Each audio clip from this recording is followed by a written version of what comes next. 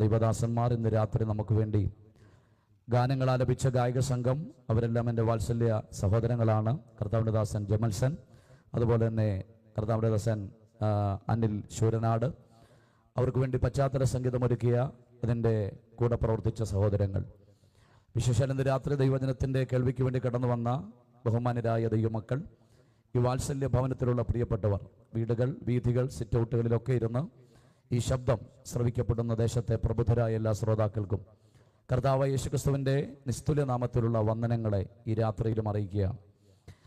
ഇന്ന് രണ്ടാം പ്രാവശ്യമാണ് ഇന്ന് രാത്രിയിൽ ഈ ദേശത്ത് നിങ്ങളെ അഭിസംബോധന ചെയ്യുവാൻ കടന്നു വരുവാൻ കർത്താവ് ഒരു അവസരം നൽകിയത്.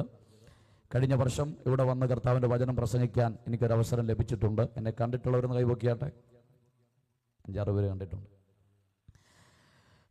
എല്ലാവർക്കുമായിട്ട് ദൈവത്തെ സ്തുതിക്കുന്നു. വീണ്ടും ക്ഷണിക്കാൻ കാണിച്ച നല്ല മനസ്സിന് ഹൃദയത്തിൻ്റെ ഭാഷയുള്ള നന്ദി ഞാൻ അറിയിക്കുന്നു. സമയം വളരെ പരിമിതമായതുകൊണ്ട് മുഖവുരകൾക്കൊക്കെ വിരാമം കുറിച്ചുകൊണ്ട് ഈ യോഗം എന്തുകൊണ്ടും സുവിശേഷത്തിൻ്റെ സനാതന സത്യങ്ങളെ വിളംബരം ചെയ്യണമെന്നുള്ള ഉദ്ദേശശുദ്ധി നിലനിർത്തിക്കൊണ്ട് ഈ രാത്രിയിലെ ദേശത്തോടുള്ള ദൈവത്തിൻ്റെ വചനത്തിൻ്റെ വിളംബരത്തിന് ആധാരമായി ഒരു തിരുവചനത്തിലേക്ക് നിങ്ങളുടെ ശ്രദ്ധയെ ക്ഷണിക്കുന്നു. വിശുദ്ധ പൗലോസ് ഗലാത്യർക്കെഴുതിയ ലേഖനം 3-ാം അധ്യായം അതിൻ്റെ 1-ാമത്തെ വാക്യം ആരെങ്കിലും ഒന്ന് വായിച്ച് സഹായിച്ചാട്ടെ. ഗലാത്യ ലേഖനം 3-ാം അധ്യായത്തിൻ്റെ 1-ാമത്തെ വാക്യം.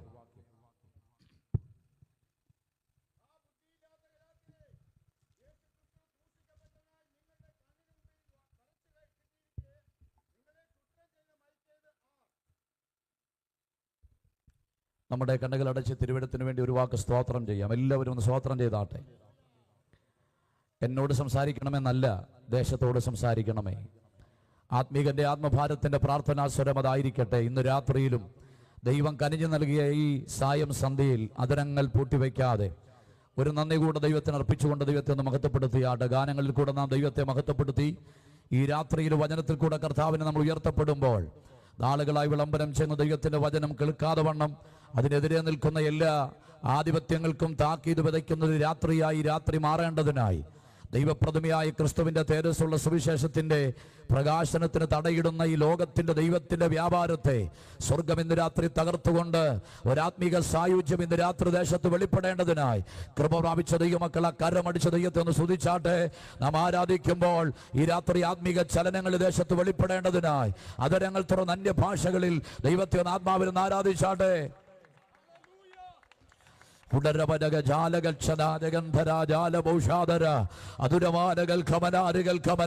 യേശുവിന്റെ നാമത്തിൽ സുവിശേഷം വിഭാവനം ചെയ്യുന്ന എല്ലാ രക്ഷയും സായുജ്യവും ഇന്ന് രാത്രി ഈ മണ്ണിൽ വെളിപ്പെടേണ്ടതിനായി അതിനെതിരെ തടയിടുന്ന ഇരുളിന്റെ ആധിപത്യങ്ങളെ തകർത്തുകൊണ്ട് ഈ രാത്രി ദൈവപ്രതിമയായ ക്രിസ്തു ഈ ദേശത്ത് ഉയർത്തപ്പെടുവാൻ സ്വർഗമിടയാക്കേണ്ടതിനായി ആത്മാവിൽ കരമടിച്ച് ദൈവത്തെ ആരാധിക്കട്ടെ. ചില കുടുംബങ്ങളുടെ ശാപങ്ങൾ ഇന്ന് രാത്രി മാറട്ടെ. രോഗത്തിന്റെ ആധിപത്യങ്ങളെ തകർത്തുകൊണ്ട് ചില ജീവിതങ്ങളെ ഇന്ന് രാത്രി ദൈവം പുറത്തെടുക്കട്ടെ. ചില നിരാശയുടെ ആധിപത്യങ്ങളെ സ്വർഗം തകർക്കുന്ന രാത്രിയാകട്ടെ. പരിശുദ്ധ പിതാവേ, അനുഗ്രഹിക്കുന്ന സന്ധ്യയ്ക്കായി സ്തോത്രം. ഒരിക്കൽ കൂടെ അങ്ങയുടെ വചനത്തിന്റെ വിളംബരത്തിന് വേണ്ടി ഞങ്ങളുടെ ആയുസ്സ് നൽകിയ ഈ നല്ല സന്ധ്യയ്ക്കായി സ്തോത്രം. ഈ യോഗത്തിന്റെ സംവിധാനങ്ങൾക്കായി സ്തോത്രം. ഈ ആത്മീക പ്രവർത്തനങ്ങൾക്ക് നേതൃത്വം കൊടുക്കുന്ന എല്ലാ സംഘാടകർക്കായി സ്തോത്രം. അവരുടെ പ്രയത്നങ്ങളെ ദൈവം ആദരിക്കണം. കാലാകാലങ്ങളിലായി അനേക ആത്മീയ കൊയ്ത്തുകൾ സംഭവിക്കേണ്ടതിനായി ദൈവമേ അവരെ സഹായിക്കുന്ന കൃപയ്ക്കായി സ്തോത്രം. വചനം പറയുവാൻ അടിനെയും ബലപ്പെടുത്തും. മഹത്വ സ്വർഗമെടുക്കും. ജയം ഞങ്ങൾക്ക് തരും. എല്ലാ മഹത്വവും അങ്ങയുടെ പാദപീഠത്തിൽ അർപ്പിക്കുന്നു. യേശുവിൻ നാമത്തിൽ അപേക്ഷിക്കുന്ന പ്രാർത്ഥനയും കേൾക്കുമാറാകണമേ. കരമുയർത്ത് കർത്താവിന് ഒരിക്കൽ കൂടെ സ്തുതിച്ചാട്ടെ. ക്രൈസ്തവ ലോകത്തിന് 14 ഗ്രന്ഥങ്ങൾ കൊണ്ട് ദൈവശാസ്ത്രം എന്ന് പറയുന്ന വടവൃക്ഷത്തിന് പൊടിപ്പും തൊങ്ങലും വെച്ചുകൊണ്ട് അവതരിപ്പിച്ച ശ്ലാഘനായിരിക്കുന്ന പൗലോസ് ഈ മഹാരഥന്റെ കൈപ്പടയിൽ കൂടെ ക്രൈസ്തവ ലോകത്തിന് ഏതാണ്ട് 14 ഗ്രന്ഥങ്ങളാണ് ലഭ്യമായിട്ടുള്ളത്. യഥോചിതം ഈ ഗ്രന്ഥങ്ങളൊക്കെ ദൈവസഭയ്ക്ക് ലഭിക്കപ്പെടുമ്പോൾ അദ്ദേഹത്തിന്റെ എഴുത്തിന്റെ ഒക്കെ പുറകിൽ ഓരോ ഉദ്ദേശശുദ്ധി ഉണ്ടായിരുന്നു. നേരം പോക്കിനു വേണ്ടിയോ താൻ എഴുത്തുകാരനാണ് തെളിയിക്കാനോ വേണ്ടിയുള്ള ഒരു ശ്രമത്തിന്റെ ഭാഗമല്ല പൗലോസിന്റെ ലേഖന രചനയുടെ ആധാരശില. എന്തുകൊണ്ട് പൗലോസ് ലേഖനമെന്ന് ചോദിച്ചാൽ എൻ്റെ നിരീക്ഷണത്തിൽ പ്രധാനമായും 3 കാരണങ്ങൾ അദ്ദേഹത്തിന്റെ ലേഖന രചനയ്ക്ക് ആധാരമായിട്ടുണ്ട്. ഒന്നാമത്തെ കാരണം, ആരാധിക്കുന്നുണ്ടെങ്കിലും ജീവിതത്തിന്റെ പവിത്രതയ്ക്ക് പ്രാധാന്യത കൊടുക്കാത്ത ഒരു ക്രൈസ്തവ ലോകം 1-ാം നൂറ്റാണ്ടിൽ ജന്മം കൊണ്ടു. ഇറങ്ങിത്തിരിച്ച കാലഘട്ടത്തിന്റെ പവിത്രതകളെ കാലാന്തരംഗത്തിൽ കാറ്റിപ്പറത്തിക്കൊണ്ട് ജീവിതത്തിന്റെ പവിത്രത എവിടേക്കോ കൈമോശം വന്നപ്പോൾ പൗലോസ് അങ്ങനെയുള്ളവരോട് വിളിച്ചു പറഞ്ഞു, നിങ്ങളൊരു സത്യം അറിയണം. പറയുന്ന അന്യഭാഷയോ കൈകാര്യം ചെയ്യുന്ന കൃപാവരമോ വിളംബരം ചെയ്യുന്ന സുവിശേഷത്തിന്റെ പ്രഭാഷണത്തിന്റെ ശൈലിയോ പ്രവചനത്തിന്റെ ആഴമല്ല ദൈവത്തിന് വിഷയം. ദൈവത്തിന് വിഷയം നമ്മുടെ ജീവിതമാണ്. അതുകൊണ്ട് ഇന്ന് രാത്രിയിലും വളരെ വിനയത്തോടെ ഞാൻ വിളിച്ചു പറയുന്നു, അന്യഭാഷ പറയാത്തതിന്റെ പേരിലോ കൃപാവരമില്ലാത്തതിന്റെ പേരിലോ ഒരാൾക്ക് പോലും സ്വർഗം നിഷേധിക്കത്തില്ല. പക്ഷെ ജീവിതത്തിന്റെ പവിത്രതകൾ എവിടെ തമസ്കരിക്കപ്പെടുമോ, എവിടെ കാറ്റിൽ പറത്തപ്പെടുമോ, അത് നമ്മുടെ നിത്യതയെ കണ്ടമാനം ബാധിക്കുമെന്ന് ഇന്ന് രാത്രി പ്രാർത്ഥിക്കുന്നവൻ അറിയണം. അങ്ങനെയുള്ള സഭയുടെ പശ്ചാത്തലമാണ് കൊരിന്ത്യ സഭയ്ക്കകത്ത് നടമാടിയ അഴിഞ്ഞാട്ടങ്ങളും ആഭാസത്തരങ്ങളെന്ന് പറയുന്നത്. അന്യഭാഷയ്ക്ക് കുറവില്ല. ഒരു ഭാഷ എന്നെ പഠിപ്പിച്ചപ്പോൾ പറഞ്ഞത് പായിട്ടാൽ മതി, പിന്നെ അന്യഭാഷ പറഞ്ഞ് തുടങ്ങുന്നതാണ് ഒരു കുഴപ്പമുണ്ട്. തുടങ്ങുന്നത് പാസ്സാണ്, നിർത്തുന്ന നാട്ടുകാരാ. അങ്ങനെ ഒരു കുഴപ്പം സഭയ്ക്കുണ്ടായിരുന്നു. അപ്പോൾ ആമേൻ, ഇതൊക്കെ കണ്ടുകൊണ്ട് പൗലോസ് പറഞ്ഞു, ക്രൈസ്തവനായിരിക്കുന്ന കൊരിന്ത്യ സഭക്കാരെ, നിങ്ങളൊരു സത്യം അറിയണം. നിങ്ങളുടെ ശരീരം ദൈവത്തിന്റെ മന്ദിരമാണ്. ദൈവത്തിന്റെ മന്ദിരം നശിപ്പിക്കുന്നവനെ ദൈവം നശിപ്പിക്കും. ഇവിടെ വന്നിരിക്കുന്നതിൽ ബഹുഭൂരിപക്ഷം ദൈവമക്കളാണ്. നിങ്ങളൊരു സത്യം അറിയണം, നമ്മൾ ആരാന്നറിയണം. ഈ പൗലോസ് ഈ ആശയം പറഞ്ഞ് രക്ഷിക്കപ്പെടാത്തവനോടല്ല, സ്നാനപ്പെടാത്തവനോടല്ല, ആത്മീയതയുടെ ബാലപാഠങ്ങളെ താണ്ടി കൃപാവരത്തിന്റെ അത്യുച്ചകോടി വിരാജിക്കുന്ന സഭയോട് പറയുന്നു, കൃപാവരമല്ല വലുത്, പ്രവചനമല്ല വലുത്, പ്രസംഗമല്ല വലുത്, അന്യഭാഷയുടെ നീട്ടിപ്പരത്തിയുള്ള പറച്ചിലല്ല വലുത്. ദൈവത്തിന് വിഷയം നമ്മുടെ ജീവിതമാണ്. അതുകൊണ്ട് ഇന്ന് രാത്രിയിലും ജീവിതത്തിന്റെ പവിത്രത കാത്തു സൂക്ഷിക്കുന്നവർക്കായി ഇന്ന് രാത്രി ഞാൻ ദൈവത്തെ സ്തുതിക്കുകയാണ്. ശ്രദ്ധിച്ചു കേൾക്കണമേ, നമുക്ക് ലോകത്തിന്റെ വെല്ലുവിളികളെ അതിജീവിക്കാൻ വളരെ എളുപ്പമാണ്. പക്ഷെ നമ്മുടെ കൃപയെ ചോർത്തിക്കളയുന്ന, നമ്മുടെ ആത്മീയതയ്ക്ക് കടയ്ക്കൽ കത്തിവെക്കുന്ന, നമ്മുടെ ജഡത്തിന്റെ പ്രവർത്തനങ്ങളെ മരിപ്പിക്കാൻ കഴിഞ്ഞില്ലെങ്കിൽ അത് നമ്മുടെ നിത്യതയുടെ പ്രവേശനത്തിന് തടസ്സമാകുമ്പോൾ, പൈശാചിക മണ്ഡലങ്ങളെ ജയിച്ചില്ലെങ്കിലും ലോകത്തെ ആരെയും ജയിച്ചില്ലെങ്കിലും സ്വയം ജയിക്കാൻ കഴിയുന്ന ആ ഒരു പവിത്രമായ അനുഭവത്തിലേക്ക് കടന്നു വരാൻ താല്പര്യമുള്ളവർക്കായി ഇന്ന് രാത്രി ഞാൻ ദൈവത്തെ സ്തുതിക്കുകയാണ്. അപ്പോൾ ഇതിന്റെ ഈ പ്രശ്നത്തെ പരിഹരിക്കാൻ വേണ്ടിയാണ് പൗലോസ് ഒന്നാമത് ലേഖനം എഴുതിയത്. രണ്ടാമത് അദ്ദേഹത്തിന്റെ എഴുത്തിന്റെ ഉദ്ദേശശുദ്ധി എന്ന് പറയുന്നത്, ഞാൻ മുമ്പിടെ പറഞ്ഞതുപോലെ ഇതുപോലെ സ്വതന്ത്രമായിട്ട് ദൈവസഭകൾക്ക് ആരാധിക്കാൻ ആരാധനയുടെ സ്വാതന്ത്ര്യം നിഷേധിക്കപ്പെട്ട ഒരു കാലഘട്ടം ദൈവസഭയുടെ പിന്നാമ്പുറങ്ങളിലുണ്ട്. പീഡകളും അതിൻ്റെതായിരിക്കുന്ന നിയമാവലികളും സഭയ്ക്കെതിരെ ടാർഗറ്റ് ചെയ്തുകൊണ്ട് സഭയെ നഖശിഖാന്തം എതിർത്തുകൊണ്ട് രാഷ്ട്രീയ കോമരങ്ങൾ നെഞ്ചും നെറ്റിയും കൊടുത്ത് രംഗത്ത് വന്നപ്പോൾ, ഇവരൊക്കെ സഭയുടെ തനിമ വിട്ട് വന്ന മതങ്ങളിലേക്ക് ചേക്കേറാൻ ശ്രമിച്ചപ്പോൾ ആ പീഡയെ അതിജീവിക്കാൻ വേണ്ടി പൗലോസ് ലേഖനം എഴുതി. എബ്രായ ലേഖനം, അതുപോലെ തന്നെ തെസലോനിക്ക ലേഖനമൊക്കെ ആ ഒരു കോണ്ടക്സ്റ്റിൽ പെടുന്നതാണ്. ഇതാണ് രണ്ടാമത്തെ കാരണം. മൂന്നാമത്തെ കാരണം, ഒന്നാം നൂറ്റാണ്ടിലെ പോലെ തന്നെ ഈ നാട്ടിലെയും ഈ കാലഘട്ടത്തിന്റെയും ഏറ്റവും വലിയ പ്രതിസന്ധിയുണ്ട്. അതാണ് നമ്മുടെ ചിന്തയ്ക്ക് ആധാരം. മൂന്നാമത്തെ പ്രശ്നം എന്താണ്? ദൈവസഭയ്ക്കകത്ത് വ്യാപരിച്ച ദുരുപദേശത്തിന്റെ അതിപ്രസരമാണ് പൗലോസിനെ ലേഖനം എഴുതാൻ പ്രേരിപ്പിച്ചത്. സ്തോത്രം. അപ്പോൾ ഒരു വാക്ക്, എന്താണ് ദുരുപദേശം എന്ന് പറഞ്ഞ് മുന്നോട്ട് വരാൻ ശ്രദ്ധിക്കുക. ശ്രദ്ധിച്ചു കേട്ടോണം, എന്താണ് ദുരുപദേശം? നിങ്ങൾ അറിയണം, ക്രൈസ്തവികതയുടെ മാനദണ്ഡം ദൈവത്തിന്റെ വചനമാണ്. നമ്മൾ പഠിക്കേണ്ടതും പ്രാപിക്കേണ്ടതും സഭ പറയുന്നതോ പാസ്റ്റർ പറയുന്നതോ അല്ല, ആചാര്യന്മാർ പറയുന്നതിനല്ല നമ്മൾ വില കൽപ്പിക്കേണ്ടത്, ദൈവത്തിന്റെ വചനത്തിനാണ് വില കൽപ്പിക്കേണ്ടത്. അതുകൊണ്ട് ഇന്ന് രാത്രി എന്നെ കേൾക്കുന്ന സകലരും അറിയണം, ക്രൈസ്തവികതയുടെ മാനദണ്ഡങ്ങൾ ഉയർത്തിപ്പിടിച്ചുകൊണ്ട് പാരമ്പര്യത്തിന്റെ ഉന്നത ശ്രേണികൾ വിരാജിക്കുന്ന സകല ക്രൈസ്തവ ആധ്യാത്മികതയുടെ പുകൾപ്പറ്റ തറവാട്ട് ജനിച്ചവരും അറിയണം. ഇന്ന് രാത്രി സുഹൃത്തെ, താൻ അറിയേണ്ടത്, നിങ്ങൾ അറിയേണ്ടത്, നിങ്ങൾ അനുസരിക്കേണ്ടത് സഭ പറയുന്നതല്ല, വിശുദ്ധ വേദപുസ്തകം പറയുന്നതനുസരിക്കണം. സ്തോത്രം. അതുകൊണ്ട് ഇന്ന് രാത്രി തിരിച്ചറിയണം, എന്താണ് ദുരുപദേശം? യേശുക്രിസ്തു പഠിപ്പിക്കാത്തതും സ്ത്രീഹന്മാർ അനുശ്വാസിക്കാത്തതും ബൈബിൾ ഒരു കൊച്ചുവാക്യങ്ങൾ കൊണ്ടുപോലും തെളിവ് തരാത്ത ആദർശങ്ങളോ ഉപദേശങ്ങളോ കൂതാശകളോ ആചാര്യമര്യാദകളോ അനുഷ്ഠാനങ്ങളോ എവിടെങ്കിലും അനുഷ്ഠിക്കുന്നുണ്ടെങ്കിൽ അതിന്റെ പേര് ദുരുപദേശം എന്നാണ്. അപ്പം ബൈബിളുമായിട്ട് പുലബന്ധമില്ലാത്ത നടപടിക്രമങ്ങൾ എവിടെ കാഴ്ചവെച്ചാലും ബൈബിളിന് അതിനോട് ഒട്ടും വിട്ടുവീഴ്ചയില്ലാതെ കാലഘട്ടത്തിന്റെ ജനത്തെ പിടിച്ചു നിർത്താൻ അടിഞ്ഞാട്ടക്കാരെയും ആവാസക്കാരെയും മദ്യപാനികളെയും വെറിക്കൂത്തുകാരെയും വ്യഭിചാരികളെയും പാപത്തിന് പാപബോധം വരുത്താതെ അതിന് വൈറ്റ് വാഷ് ചെയ്തുകൊണ്ട് ഉപദേശത്തെ കാറ്റിപ്പറത്തിക്കൊണ്ടുപോകുന്ന സകല ക്രൈസ്തവ മതങ്ങളുടെ അധ്യക്ഷന്മാരോടും ബൈബിൾ വിളിച്ചു പറയുന്നു, ബൈബിളുമായിട്ട് പുലബന്ധമില്ലാത്ത ആരാധനകൾ അവസാനിപ്പിക്കണം. ബൈബിളിനകത്ത് പറഞ്ഞിട്ടുള്ള കാര്യങ്ങളെ വിലക്കേൽപ്പിച്ചുകൊണ്ട് അഭിമാനത്തിന്റെ പേരിൽ ആരൊക്കെ അതിനെ കാറ്റിപ്പറപ്പിയാലും അതിന് തക്കതായിരിക്കുന്ന ചുട്ട മറുപടി തരാൻ ബൈബിളിൽ എല്ലാ കാലത്തും പദ്ധതിയുണ്ടെന്നുള്ള സന്ദേശം കൂടെ ഈ ലോകത്തോട് അറിയിക്കാൻ ഈ വേദി ഞാൻ ഉപയോഗിക്കുകയാണ്. ദുരുപദേശത്തിന്റെ അതിപ്രസരം. നമ്മുടെ വാക്യം മറഞ്ഞു കിടക്കുന്നത് ഗലാത്യ ലേഖനത്തിൽ നിന്നാണ്. അപ്പോൾ ഇവിടുത്തെ വിഷയത്തിന്റെ ആധാരശില എന്താണ്? ഈ ഗലാത്യയിലെ വിശ്വാസികൾ ജാതീയ മാർഗത്തിൽ നിന്ന് വിശ്വാസത്തിൽ വന്നവരാ. ജാതീയ മാർഗത്തിൽ നിന്ന് വിശ്വാസത്തിൽ വന്നവരാ. ആരാണ് ഈ ജാതികൾ? ആരാണ് ഈ ജാതികൾ? യഹൂദന്മാരല്ലാത്തവരെല്ലാം ജാതികളാണ്. നമ്മുടെ ഈ സുവിശേഷത്തിന്റെ പ്രതിയും കൊണ്ട് ചെല്ലുമ്പോൾ ചിലരൊക്കെ പറയാറുണ്ട്, ഇതൊക്കെ കൊണ്ട് ജാതികളുടെ വീട്ടിൽ കൊടുക്കാൻ. അപ്പം ഇവരുടെയൊക്കെ വിശ്വാസം, ഇവരൊക്കെ ആരാണ്? യഹൂദന്മാരാണെന്നാണ്. തോമാസ് ലീഗ കേരളത്തിൽ വന്നെന്നും വന്നില്ലെന്നും സംവാദം നടക്കുന്നുണ്ട്. നമ്മുടെ വിഷയം അതൊന്നുമല്ല. തോമാസ് ലീഗ കേരളത്തിൽ വന്ന് ബ്രാഹ്മണ കുടുംബങ്ങളെ മുക്കിപ്പൊക്കി സ്നാനപ്പെടുത്തി. ആ കുടുംബങ്ങളാണ് കല്ലി അങ്കൽ ശങ്കരപുരി പകലോമറ്റം കുടുംബം. കേട്ടിട്ടില്ലേ? ഞങ്ങൾ പകലോമറ്റംകാരെന്നൊക്കെ പറയുന്നത്. ആരാധനയ്ക്ക് വരുമ്പോൾ അതൊക്കെ കയ്യിലിരിക്കത്തേ ഉള്ളൂ. ബൈബിളിന്റെ വെളിച്ചത്തിൽ രക്ഷിക്കപ്പെടാത്ത സകലരും യഹൂദന്മാരല്ലാത്തവരെല്ലാം ജാതികളാണ്. സ്തോത്രം. പക്ഷെ നമ്മുടെ ആവേശം എന്നാ? യഹൂദനെയും ജാതിയെയും കൂടെ സംഘടിപ്പിച്ചുകൊണ്ട് ദൈവ രൂപകൽപ്പന ചെയ്ത ജീവൽ പ്രസ്ഥാനത്തിന്റെ പേരാണ് ദൈവത്തിന്റെ സഭ. കരമുയർത്തി സ്തോത്രം പറഞ്ഞാട്ടെ. അവൻ ഇന്ന് രാത്രി തിരിച്ചറിയണം, ഇതേതെങ്കിലും ഒരു വ്യക്തിയുടെ ഒരു സംഘടനയുടെ അല്ല, ഇതേതെങ്കിലും ഒരു വിഭാഗത്തിൻ്റെതല്ല. ഇന്ന് രാത്രി ഇതുപോലെ അഖില ലോക ജനസമൂഹങ്ങളെ എല്ലാവരെയും കൂടെ ജാതി നോക്കാതെ, നിറം നോക്കാതെ, വർണ്ണം നോക്കാതെ, തറവാടിത്തം നോക്കാതെ ഒരു കുടക്കീഴ് നിർത്തിക്കൊണ്ട് ഇതപ്പരിയുന്ന ലോകചരിത്രത്തിൽ വളർന്നു വരുന്ന ഒരൊറ്റ സംവിധാനമേ ഉള്ളൂ. അത് ദൈവത്തിന്റെ സഭയാകയാൽ ഇന്ന് രാത്രി ഞാൻ ദൈവത്തെ സ്തുതിക്കുകയാണ്. ഇതുപോലെ മുഴുവൻ ജാതിയെയും ഉൾപ്പെടുത്തിക്കൊണ്ട് ഉലക ചരിത്രത്തിൽ ഒറ്റ സംവിധാനമില്ല. അതെന്റെ യേശുവിന്റെ സഭയാണ്.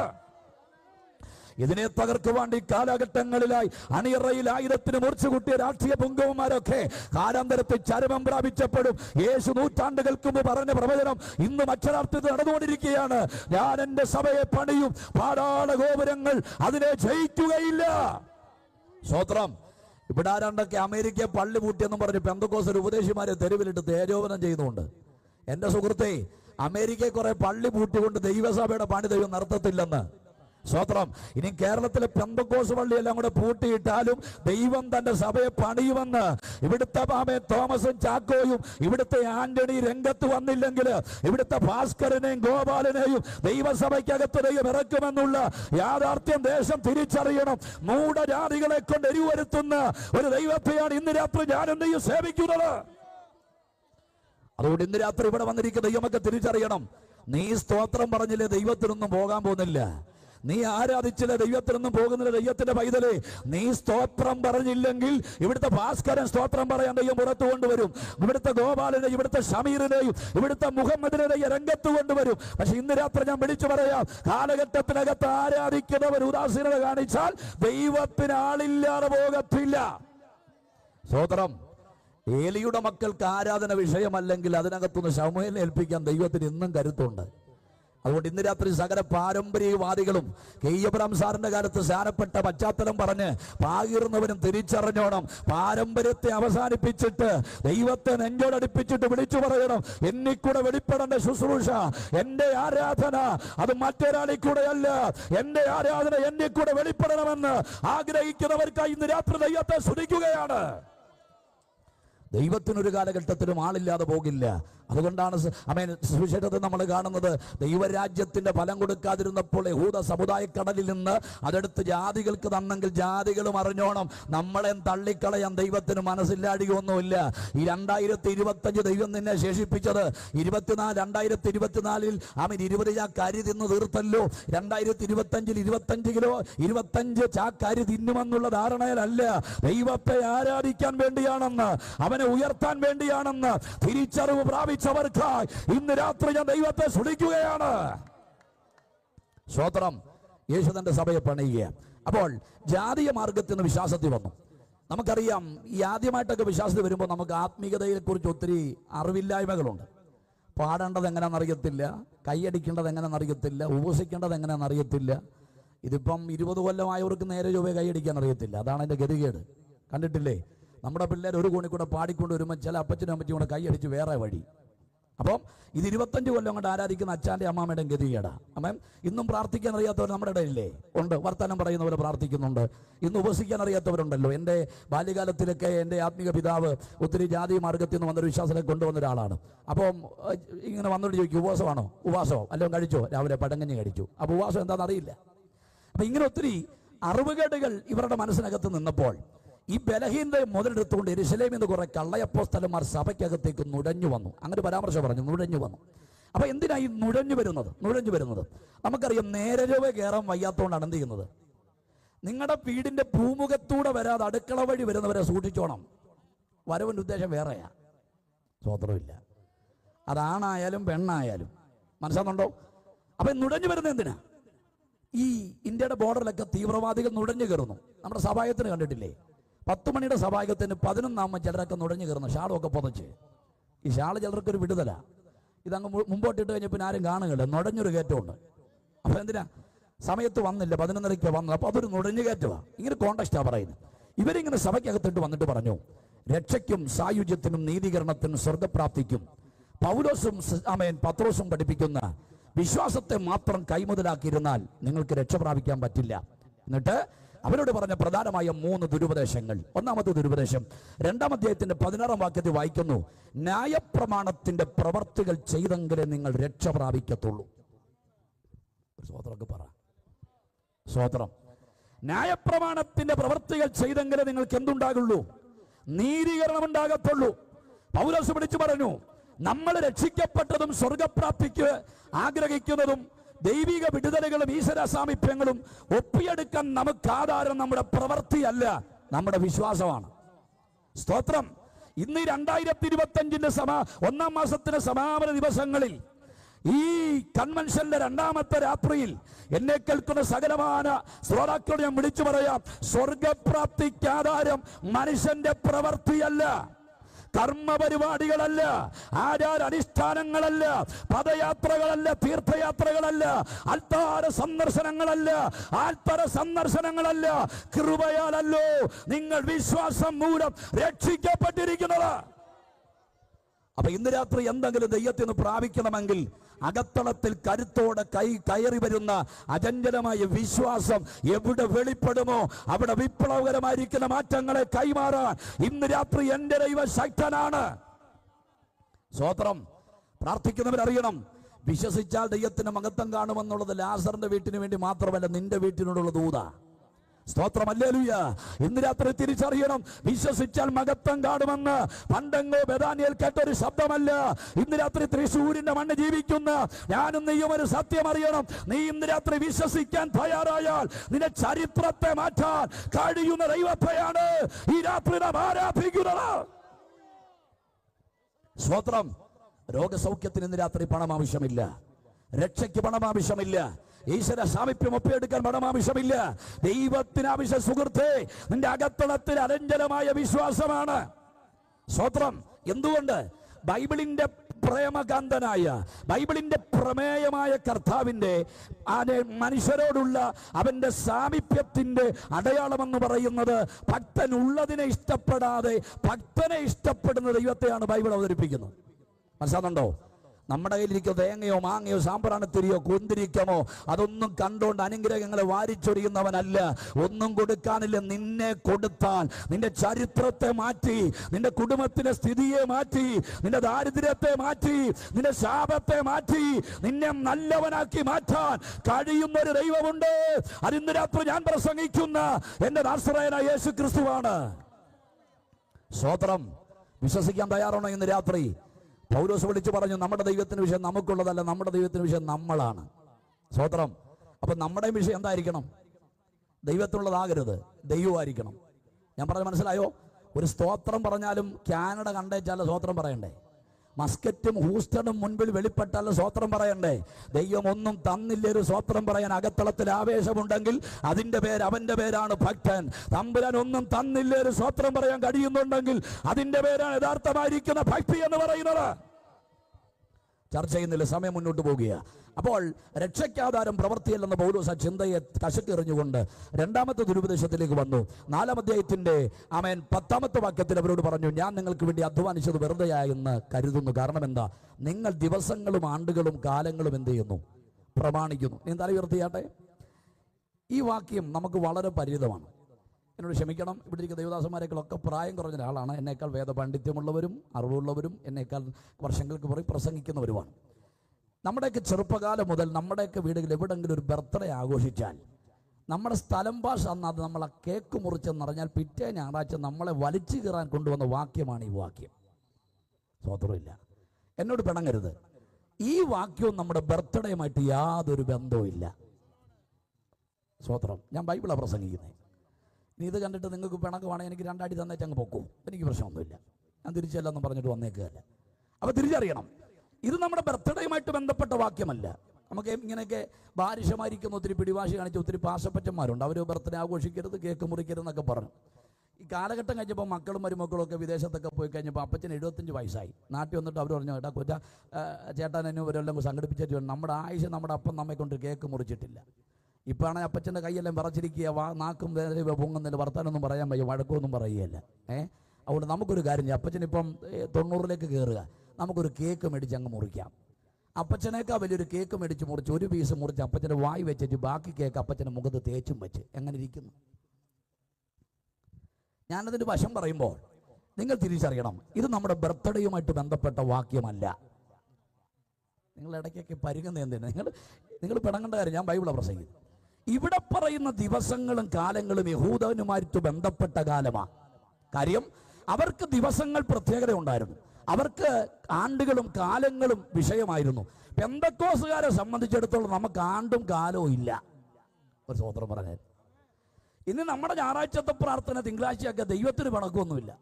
പക്ഷെ തിങ്കളാഴ്ചയാക്കിയാൽ യോഗത്തിന് വരണം, അതേ ഉള്ളൂ വിഷയം. മനസ്സിലാകുന്നുണ്ടോ? ഇനി സന്ദർഭം ഉണ്ടായിട്ട് നമ്മുടെ ഞായറാഴ്ച പ്രാർത്ഥന എല്ലാം കൂടെ ഞായറാഴ്ച വേണ്ട, നിയമം വരിക, ഗവൺമെന്റ് പറഞ്ഞു ഇനി ഞായറാഴ്ച കൂടണ്ട, തിങ്കളാഴ്ചയാക്കാൻ പറഞ്ഞാൽ ദൈവത്തിന് പിണക്കൊന്നുമില്ല. അപ്പം ഞായറാഴ്ച യോഗം തിങ്കളാഴ്ചയാക്കിയാലും ആ യോഗം വെക്കുന്ന സമയത്ത് നീ അവിടെ ഉണ്ടായിരിക്കണം. സ്വതന്ത്രമില്ല. അപ്പം ഈ എനിക്ക് ഏറ്റവും ഇഷ്ടപ്പെട്ട കലണ്ടർ മലയാള മനോരമ കലണ്ടറാണ്. അതാണ് പറയുന്നത്, കലണ്ടർ മനോരമ തന്നെ. എവിടെ കിട്ടിയാലും SPT കലണ്ടർ വീട്ടിൽ കൊണ്ട് തൂക്കുന്നുണ്ട്. കാരണം ചിലവൊന്നുമില്ലല്ലോ, ഫ്രീ ആയിട്ട് കിട്ടുന്നതാണ്. കാശ് മുടക്കി കലണ്ടർ മേടിക്കുന്ന ഒത്തിരി വിശുദ്ധന്മാരുണ്ട്. പെയിന്റ് കട ചെല്ലുമ്പോൾ അവിടെ കിട്ടു വരണം, പമ്പിൽ ചെല്ലുമ്പോൾ അവിടെ കിട്ടു വരണം. പക്ഷെ മനോരമയുടെ കലണ്ടർ പ്രത്യേക ഒരു രസമാണ്, പ്രത്യേകമാണ്. അതെവിടെ കിട്ടിയാലും ഞാൻ മേടിച്ചു വെക്കും. 2 മേടിക്കും, ഒന്ന് സഭയിലും ഒന്ന് എൻ്റെ വീട്ടിലും.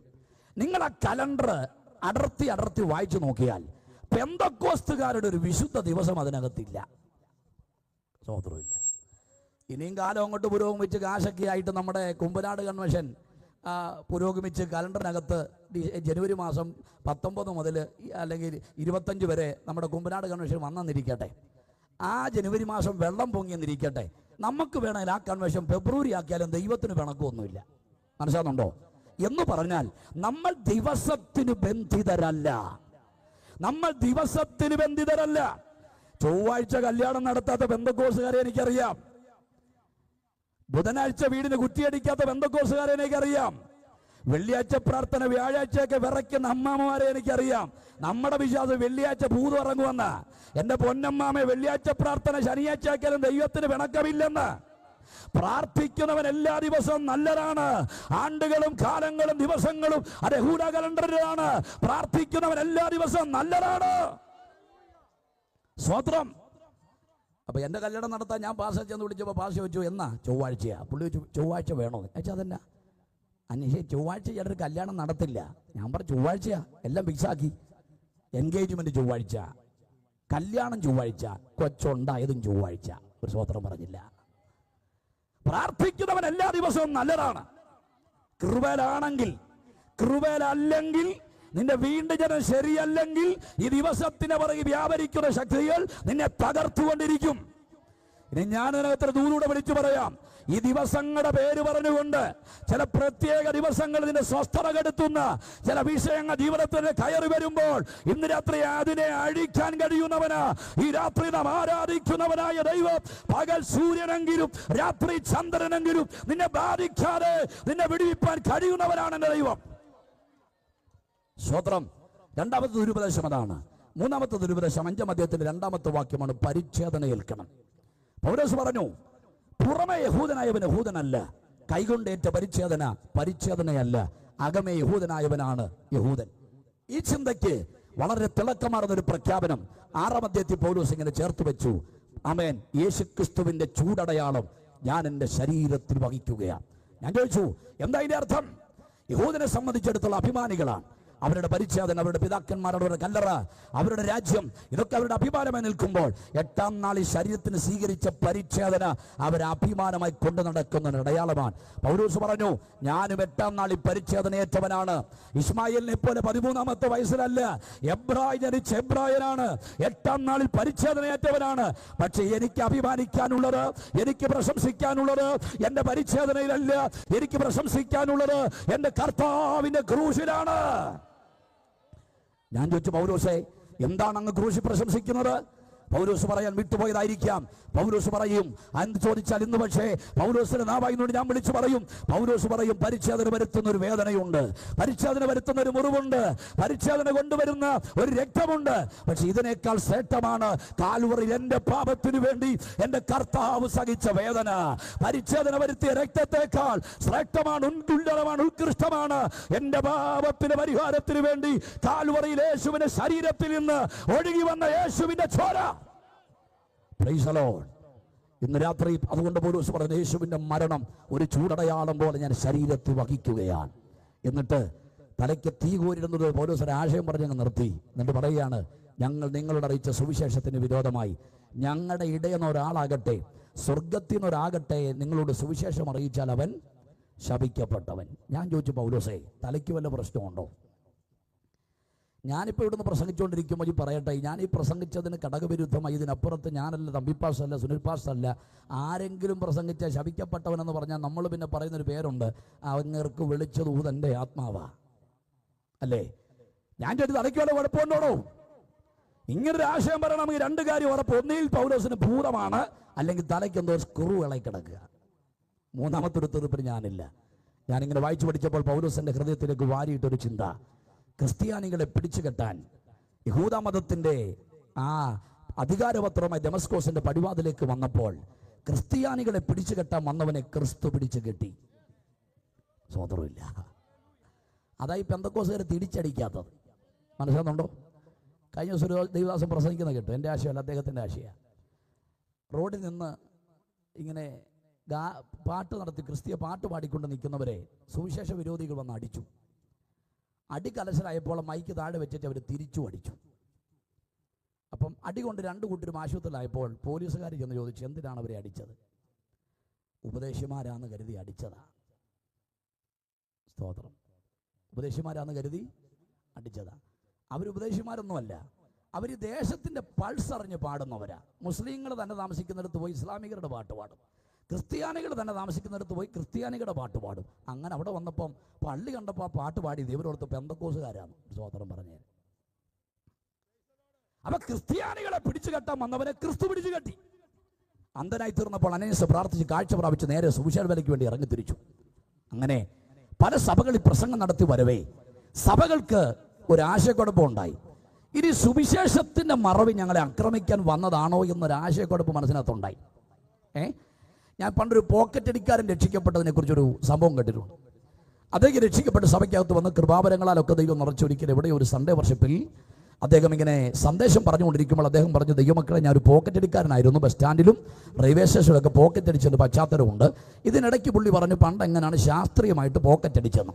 അപ്പോൾ ഈ പോക്കറ്റ് അടി എന്ന് പറഞ്ഞാൽ ഇതൊരു പഠനമായിട്ട് വെച്ചിട്ടുണ്ട്. ഇതിന് കോഴ്സൊക്കെ കൊടുക്കുക, എവിടെ ചോദിക്കുകയും ചെയ്തത് പോയേക്കുകയും ചെയ്തത്, അതായത് ജോലിയൊന്നുമില്ല, പിന്നെ ആ കോഴ്സിനങ്ങ് പോയേക്കാം. അപ്പം ഇതങ്ങനെ ശാസ്ത്രീയമായിട്ട് അടിക്കുന്ന അദ്ദേഹം പറഞ്ഞിട്ട് അവസാനം വാട്ടർ കോളിങ് നടത്തി രോഗസൗഖ്യത്തിന് വേണ്ടി ഞാൻ പ്രാർത്ഥിക്കാന്നൊക്കെ പറഞ്ഞപ്പോൾ രണ്ട് ഭാഗത്തും ആൾക്കാരിങ്ങനെ നിൽക്കുന്നു. ഒരു ഭാഗത്ത് സഹോദരിമാർ നിൽക്കുന്നു, മറുഭാഗത്ത് സഹോദരന്മാർ നിൽക്കുന്നു. സഹോദരിമാർ നിൽക്കുന്ന ഭാഗത്തോട്ട് നോക്കിയപ്പോൾ വലിയ കുഴപ്പമൊന്നുമില്ല. പക്ഷെ പ്രാർത്ഥിക്കാൻ നിന്ന സഹോദരന്മാരെല്ലാം പോക്കറ്റ് തപ്പിപ്പിടിച്ചോണ്ടാണ് പ്രാർത്ഥിക്കാൻ നിന്നത്. മനസ്സിലായോ? പൗലോസ് പ്രസംഗിച്ചപ്പോൾ ഇങ്ങനെ ഒരു ആശയക്കുഴപ്പമുണ്ടായി. ഇനി സുവിശേഷത്തിന്റെ മറവ് ഞങ്ങളെ ആക്രമിക്കാൻ വന്നതാണോ എന്നും പറഞ്ഞ് പല സഭകളും അവസരം കൊടുക്കാതിരുന്നപ്പോൾ അവൻ പ്രസംഗം നിർത്തിയെന്നല്ല വചനം എഴുതിയത്. അവൻ നേരെ അറേബ്യൻ മരുഭൂമിയിലേക്ക് പോയി. ഏതാണ്ട് 3 വർഷത്തോളം കർത്താവിനോടുകൂടെ അറേബ്യൻ മരുഭൂമിയിൽ അവൻ വസിക്കുകയാണ്. അങ്ങനെ വസിച്ചു വന്നതിനകത്ത് വന്നൊരു പ്രഖ്യാപനമാണ്. തിരുമേശയ്ക്കകത്ത് നമ്മൾ പാടിവിടുന്ന പാട്ട്, ഞാൻ കർത്താവിനെ കാണിച്ചു കൊടുത്ത രാത്രിയിൽ അവൻ അപ്പമെടുത്ത് സ്തോത്രം ചൊല്ലി നുറുക്കി. വേദപണ്ഡിതന്മാർ നിരന്നിട്ട് ചോദിക്കുന്നു, ഇപ്പോൾ ആ രാത്രി താങ്കൾ കണ്ടിട്ടുണ്ടോ? ഏത് രാത്രി? കർത്താവിനെ കാണിച്ചു കൊടുത്ത രാത്രി. രണ്ട് കൈകളും കൂപ്പിക്കൊണ്ട് പഞ്ചപുച്ഛം അടക്കിക്കൊണ്ട് അവിടെ മനുഷ്യൻ വിളിച്ചു പറയും, ഈ ലോകത്തിൽ യേശു ആയിരുന്നപ്പോൾ ആ രാത്രി ഞാൻ കണ്ടിട്ടില്ല, പക്ഷേ അറേബ്യൻ മരുഭൂമിയുടെ മണ്ണിൽ ഞാൻ ആയിരുന്നപ്പോൾ അവരുടെ ജനനം മുതൽ സ്വർഗാരോഹണം വരെയുള്ള സകല സംഭവങ്ങളെയും ഒരു ടിവിയുടെ സ്ക്രീനിൽ കൂടെ കാണിക്കുന്നത് പോലെ സ്വർഗം എന്നെ കാണിച്ചു. എന്നിട്ട് അദ്ദേഹം പറയുക, ഞാൻ കർത്താവിങ്കിൽ നിന്ന് പ്രാപിക്കുകയും നിങ്ങൾ കേൾപ്പിച്ച് തരികയും ചെയ്തതെന്തെന്നാൽ ആ തൻ്റെ ഇടത്തിൽ പറയുക, എന്നെ പഠിപ്പിച്ചത് ഗബ്രിയേലല്ല, എന്നെ പഠിപ്പിച്ചത് മീകായേലല്ല, ഞാൻ കർത്താവിൽ നിന്ന് പ്രാപിച്ചതാകൊണ്ട് ഇതിനപ്പുറത്താരൊക്കെ പഠിപ്പിച്ചാലും ഇതിനപ്പുറത്താരൊക്കെ പ്രസംഗിച്ചാലും അവൻ ശപിക്കപ്പെട്ടവൻ. സ്ത്രീകന്മാര് പറയാത്ത ആശയങ്ങൾ പൊടിപ്പും തൊങ്ങലും വെച്ച് അവതരിപ്പിച്ച് ജനത്തെ നരത്തുകത്തിന്റെ ആടുകളാക്കി സൃഷ്ടിക്കുന്ന കപടധാരികളെ, അപ്പോസ്തലന്മാർ പറയാത്ത നികൃഷ്ടമായ ആശയങ്ങൾ വലിച്ചെറിയുക. ബൈബിളിന്റെ മധ്യോപദേശത്തിലേക്ക് മടങ്ങി വരാൻ ഒരു അന്ത്യകാല ദൂത് ഈ ദേശത്തോട് ഇന്ന് രാത്രി ദൈവാത്മാവ് കൈമാറുക. Price the Lord. ഞാൻ എൻ്റെ മുഖവരയ്ക്ക് വിരാമം വരുത്തുകയാണ്. ശ്രദ്ധിച്ചു കേൾക്കണം. ഇവിടെ പൗലോസ് യേശുവിൻ്റെ ക്രിസ്തുശാസ്ത്രത്തെ അവതരിപ്പിക്കുകയാണ്. അദ്ദേഹം വിളിച്ചു പറയുന്നു, ക്രൂശിക്കപ്പെട്ടവനായ ക്രിസ്തുവിനെ നിങ്ങളുടെ മുൻപിൽ വരച്ചു കെട്ടിയിരിക്കെ നിങ്ങളെ ക്ഷുദ്രം ചെയ്ത് മയക്കിയത് ആരാണ്? അവിടുത്തെ ക്ഷുദ്രപ്രയോഗം എന്നുള്ളത് ദുരുപദേശത്തിന് കൊടുത്തിരിക്കുന്ന ഒരാവിഷ്കാരമാണ്. ശ്രദ്ധിച്ചാൽ അറിയാം. ആമേൻ. ഒത്തിരി വിശേഷണങ്ങൾ ദുരുപദേശത്തിന് ബൈബിൾ ചരിത്രം കൊടുത്തിട്ടുണ്ട്. ആമേൻ. നമുക്കറിയാം, യേശുവിനെ ഇതുപോലെ പ്രണയിച്ചൊരു പ്രണയിതാവിനെ നമുക്ക് വേറെ കാണാൻ കഴിയില്ല. അപ്പോൾ അങ്ങനെ യേശുവിനെ പ്രണയിച്ച ഈ മനുഷ്യൻ ആരെങ്കിലും ക്രിസ്തുവിനെ വികലമായിട്ട് അവതരിപ്പിച്ചാൽ അതിനെതിരെ പ്രഭാഷണങ്ങൾ സംഘടിപ്പിക്കുക, എഴുതുക, ലേഖനങ്ങൾ എഴുതുക, അതിൽ കൂടെ താൻ സ്വീകരിച്ച ക്രിസ്തുവാരാന്ന് വെളിപ്പെടുത്തുക എന്നൊരു തനതായ സ്വഭാവം പൗലോസിന്റെ എഴുത്തിനകത്ത് നമുക്ക് മനസ്സിലാകാം. എന്തുകൊണ്ട്? നമ്മൾ 2 കൊരിന്ത്യർ ലേഖനം 11-ാം അധ്യായം പഠിക്കുമ്പോൾ അവിടെ നമുക്കറിയാം, വേറൊരു ആത്മാവും വേറൊരു സുവിശേഷവും വേറൊരു ക്രിസ്തുവും അന്നത്തെ കാലത്ത് സർവ്വസാധാരണമായിരുന്നു. നമ്മുടെ ഇടയിലും പ്രഭാഷണ വേദികൾക്കകത്ത് ഈ വേറൊരു ക്രിസ്തുവുണ്ട്. വേറൊരു ക്രിസ്തു നമുക്കറിയാം. ആമേൻ. ഈ ബൈബിൾ ചരിത്രത്തിലുള്ള കഥാപാത്രങ്ങളെ ക്രിസ്തുവൽക്കരിക്കുന്ന ഒരു പതിവ് നമ്മുടെ ഇടയിൽ ഉണ്ടായിട്ടുണ്ട്. ആമേൻ. നിങ്ങൾ ശ്രദ്ധിച്ച് കേട്ടോണം. യേശുവിന് തുല്യൻ യേശു മാത്രമാണ്. സ്തോത്രം. ഇപ്പം നമ്മൾ യോസഫിനെ എടുത്താൽ യേശുവുമായിട്ടൊക്കെ കുറച്ച് കാര്യങ്ങളൊക്കെ സാമ്യമുണ്ട്. അതുകൊണ്ട് യോസഫ് യേശു ഒന്നുമല്ല. അപ്പോൾ നമ്മൾ പ്രാർത്ഥിക്കാൻ പറയില്ല, നല്ല യോസഫായിരിക്കുന്ന യേശു. പിന്നെ ഈ രൂത്തിൻ്റെ ഭർത്താവായിരിക്കുന്ന ബോവസിനെ യേശു ആക്കുന്നു. നല്ല ശമരിയക്കാരനായിരിക്കുന്ന യേശുവിനെ ആക്കുന്നു. നിങ്ങൾ സത്യം പറഞ്ഞാൽ യേശു ശമരിയക്കാരനല്ല, യഹൂദനാണ്. അതുകൊണ്ട് ആശയം പൊളിക്കുക. ഇനി കഴിഞ്ഞിടയ്ക്ക് ഞാൻ ഒരു പ്രസംഗം കേട്ടപ്പോൾ ഒരു ദൈവദാസൻ വളരെ വാചാലമായിട്ട് അവതരിപ്പിക്കുന്നു, മന്ന യേശുവാണ്. എനിക്ക് കേട്ടപ്പോൾ ഒത്തിരി സങ്കടം വന്നു. നേരിട്ട് എന്ന് പറയാൻ പറ്റില്ല, പുള്ളി എന്നെ അടിച്ചു കൊല്ലും. അതുകൊണ്ട് കിട്ടുന്ന വേദിയിലൊക്കെ ഞാൻ പറയുന്നു, മന്ന യേശുവല്ല. സ്തോത്രം. ഇനി അങ്ങനെ ആരും കരുതിയിരിക്കുന്നെങ്കിൽ എൻ്റെ ഖണ്ഡനം കേട്ടോണം. ഈ മന്ന തിന്നതിനെ കുറിച്ച് നമ്മുടെ കർത്താവ് യഹൂദന്മാരോട് പറഞ്ഞു, നിങ്ങളുടെ പിതാക്കന്മാർ മന്ന തിന്നിട്ട് മരിച്ചുപോയി, എന്നെ തിന്നുന്നവൻ എന്നേക്കും ജീവിക്കും. മന്ന എന്ന് പറയുന്നത് 40 വർഷത്തിന്റെ കാലപരിധിക്കകത്ത് യഹൂദന്മാർക്ക് കൊടുത്തൊരു ഭക്ഷ്യവസ്തുവാകുമ്പോൾ യേശു 40 വർഷത്തിന് മാത്രമുള്ളതല്ല. അവൻ ഇന്നലെയും ഇന്നും എന്നേക്കും അനന്യനായ ദൈവമാണ്. മന്ന ഒരു ദിവസത്തിൽ കൂടുതൽ എവിടെങ്കിലുമൊക്കെ സമാഹരിച്ചു വച്ചാൽ ജീർണിച്ചു പോകുന്ന ഒരു പ്രത്യേകത മന്നയ്ക്കുണ്ട്. എന്നാൽ എൻ്റെ യേശുവിനെ നോക്ക്, 3 ദിവസം കല്ലറയ്ക്കകത്തിരുന്നിട്ടും ജീർണിച്ചു പോകാത്തവനാണ് എൻ്റെ യേശുവെങ്കിൽ ഇന്ന് രാത്രി അഭിമാനത്തോടെ ഞാൻ വിളിച്ചു പറയുന്നു, മന്ന വിതരണം ചെയ്ത യേശുവാകാം, പക്ഷെ മന്ന യേശു അല്ല. അവനൊപ്പം പറയാൻ വേറെ ആരുമില്ല, അവനെ പോലെ ആരാധ്യൻ വേറെ ആരുമില്ല. ബൈബിളിലെ ഒരു കഥാപാത്രം എൻ്റെ യേശു അല്ല. സ്വത്രം. അങ്ങനെ നികൃഷ്ടവും നീചവുമായിരിക്കുന്ന വിശദീകരണങ്ങൾ കൊണ്ട് ക്രിസ്തുവിൻ്റെ തനിമയെ വികലമാക്കിയപ്പോൾ ഈ മഹാരഥൻ തൻ്റെ തൂലികൾ ചലിപ്പിച്ചുകൊണ്ട് നമ്മുടെ കർത്താവിന് 4 വിശേഷണങ്ങൾ നൽകി. അതാണ് ഇന്ന് രാത്രിയിലെ എൻ്റെ പ്രസംഗത്തിൻ്റെ വിഷയം. അതെല്ലാം കൂടെ പ്രസംഗിക്കാനുള്ള സമയം എൻ്റെ മുമ്പിൽ ഇല്ലെങ്കിലും ഞാൻ വളരെ വേഗത്തിൽ പോകും. നിങ്ങൾ വളരെ വേഗത്തിൽ എന്നോട് സഞ്ചരിക്കണം. ഒരു സ്വതന്ത്രം പറഞ്ഞാട്ടെ. അങ്ങനെ യേശുവിനെ നിരീക്ഷിച്ചപ്പോൾ ആ മഹാരഥൻ 4 വെളിപ്പാട് ക്രിസ്തു ദർശനത്തിനകത്തുനിന്ന് അവതരിപ്പിക്കുമ്പോൾ എൻ്റെ പ്രഭാഷണത്തിന് തലക്കെട്ട് കൊടുത്തുകൊണ്ട് ഞാൻ ഇന്ന് രാത്രി അവതരിപ്പിക്കുന്നു, പൗലോസ് വരച്ച ക്രിസ്തു. ആമേൻ. പൗലോസ് വരച്ച ക്രിസ്തു. ഞാൻ തിരുവനന്തപുരത്ത് ഈ വിഷയം ഒരിക്കൽ പ്രസംഗിച്ചുകൊണ്ടിരിക്കുമ്പോൾ ഇടയ്ക്കായിരുന്നു സ്വോത്ര കാഴ്ച. അപ്പോൾ ഈ ലീഡ് ചെയ്ത പാസ് ആമേൻ ഞാൻ പ്രസംഗം ഇടയ്ക്ക് അവസാനിപ്പിച്ച് സ്വോത്രാജിക സമയം വെള്ളം കുടിച്ചിട്ട് എന്നോട് പറഞ്ഞു, ആ വരച്ചെന്നുള്ള പദം ഒന്ന് ക്ലാരിഫിക്കേഷൻ ചെയ്യണം. എന്ന് ചോദിച്ചാൽ അതന്നെ പോകുമ്പോൾ യേശുവിൻ്റെ ഫോട്ടോ മേടിച്ചുകൊണ്ട് പോകാൻ സാധ്യതയുണ്ട്. അപ്പം ഈ പൗലോസ് വരച്ചെന്നൊക്കെ പറഞ്ഞാൽ ക്യാൻവാസിൽ ഈ താടിയും മുടിയും വടിയൊക്കെ ഉള്ള യേശുവിനെ വരച്ചെന്നല്ല അതിൻ്റെ അർത്ഥം. യേശു അവതരിപ്പിച്ചെന്ന് കരുതിയാൽ മതി. ആമേൻ. അപ്പോൾ പൗലോസ് അവതരിപ്പിച്ച യേശു. ഒന്നാമത് ഈ പൗലോസ് പറയുകയാണ്, നമ്മുടെ കർത്താവ് നിത്യനായ കർത്താവാണ്. നിത്യയുടെ മതിൽക്കെട്ടിനകത്ത് പരിമിതപ്പെടാതെ മാനവരാശിയുടെ പാപത്തിൻ്റെ പരിഹാരത്തിനായി ഈ ലോകത്തിലേക്ക് ഇറങ്ങിയെന്നവൻ മരിച്ചപ്പോൾ പൗലോസ് രണ്ടാമത് ആ ക്രിസ്തുവിനൊരു വിശേഷണം കൊടുത്തു. ആ ക്രിസ്തു ക്രൂശിക്കപ്പെട്ടവരായ ക്രിസ്തുവാൻ. മരിച്ചടക്കപ്പെട്ട് പുനരുദ്ധാനം ചെയ്ത് പിതാവിൻ്റെ വലത്തുഭാഗത്ത് വിരാജിക്കുന്ന ക്രിസ്തുവിൻ്റെ ഇന്നത്തെ നിലപാട് കണ്ട് ആ മനുഷ്യൻ കർത്താവിന് മൂന്നാമതൊരു വിശേഷണം നൽകി. നമ്മുടെ കർത്താവ് ഇന്ന് മഹാപുരോഹിതനായി വിരാജിക്കുകയാണ്. അതുകൊണ്ട് ദീർഘവീക്ഷണത്തോട് അദ്ദേഹം പറഞ്ഞു, അത് തുടരത്തിൽ ഒരു പക്ഷേ ഇന്ന് രാത്രിയിലും ആ പൗരോഹിത പൗരോഹിത്യം അവസാനിപ്പിച്ചുകൊണ്ട് ആസന്ന ഭാവിയിൽ നമ്മുടെ കർത്താവ് മണവാളനായി വെളിപ്പെടാൻ പോകുകയാണ്. അതുകൊണ്ട് പൗലോസിന്റെ ക്രിസ്തു നിരീക്ഷണത്തെ ഇന്ന് രാത്രിയിൽ ഞാൻ 4 തരത്തിൽ അവതരിപ്പിക്കുന്നു. 1, പൗലോസ് വരച്ച ക്രിസ്തു നമ്മുടെ കർത്താവ് നിത്യനായ ക്രിസ്തുവാണ്. 2, നമ്മുടെ കർത്താവ് ക്രൂശിക്കപ്പെട്ടവനായ ക്രിസ്തുവാണ്. 3, നമ്മുടെ കർത്താവ് മഹാപുരോഹിതനായ യേശുവാണ്.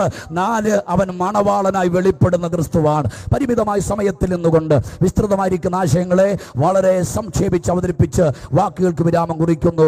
1-ാമത്തെ ചിന്തയ്ക്ക് ആധാരം കൊലോസ്യർക്കെഴുതിയ ലേഖനം 1-ാമത്തെ അധ്യായം അതിന്റെ 17-ാമത്തെ വാക്യം ആരെങ്കിലും ഒന്ന് വായിച്ച് സഹായിച്ചാട്ടെ. കൊലോസ് ലേഖനം 1-ാം അധ്യായത്തിന്റെ 17-ാമത് വാക്യം. അവൻ സകലത്തിനും മുൻപേയുള്ളവൻ, അവൻ സകലത്തിനും ആധാരമായിരിക്കുന്നു. ഒരു സ്വതന്ത്രം പറഞ്ഞാട്ടെ. ഇത് പെന്തക്കോസ്തുകാർക്ക് പറ്റിയ സാധനങ്ങളൊന്നുമില്ല. സുവിശേഷവാ. സ്വതന്ത്രം പറ. സ്വതന്ത്രമില്ല. സ്വതന്ത്രം. പൗലോസ് അവതരിപ്പിക്കുന്നു നമ്മുടെ കർത്താവ് നിത്യനാണ് എന്ന് പറഞ്ഞാൽ ഇന്നലെ പെയ്ത മഴയ്ക്ക് കിടിച്ചു വന്നൊരു സസ്യത്തിന് സമാനമല്ല എൻ്റെ യേശു. എൻ്റെ യേശു ഇല്ലാത്തൊരു കാലവും ഇല്ല.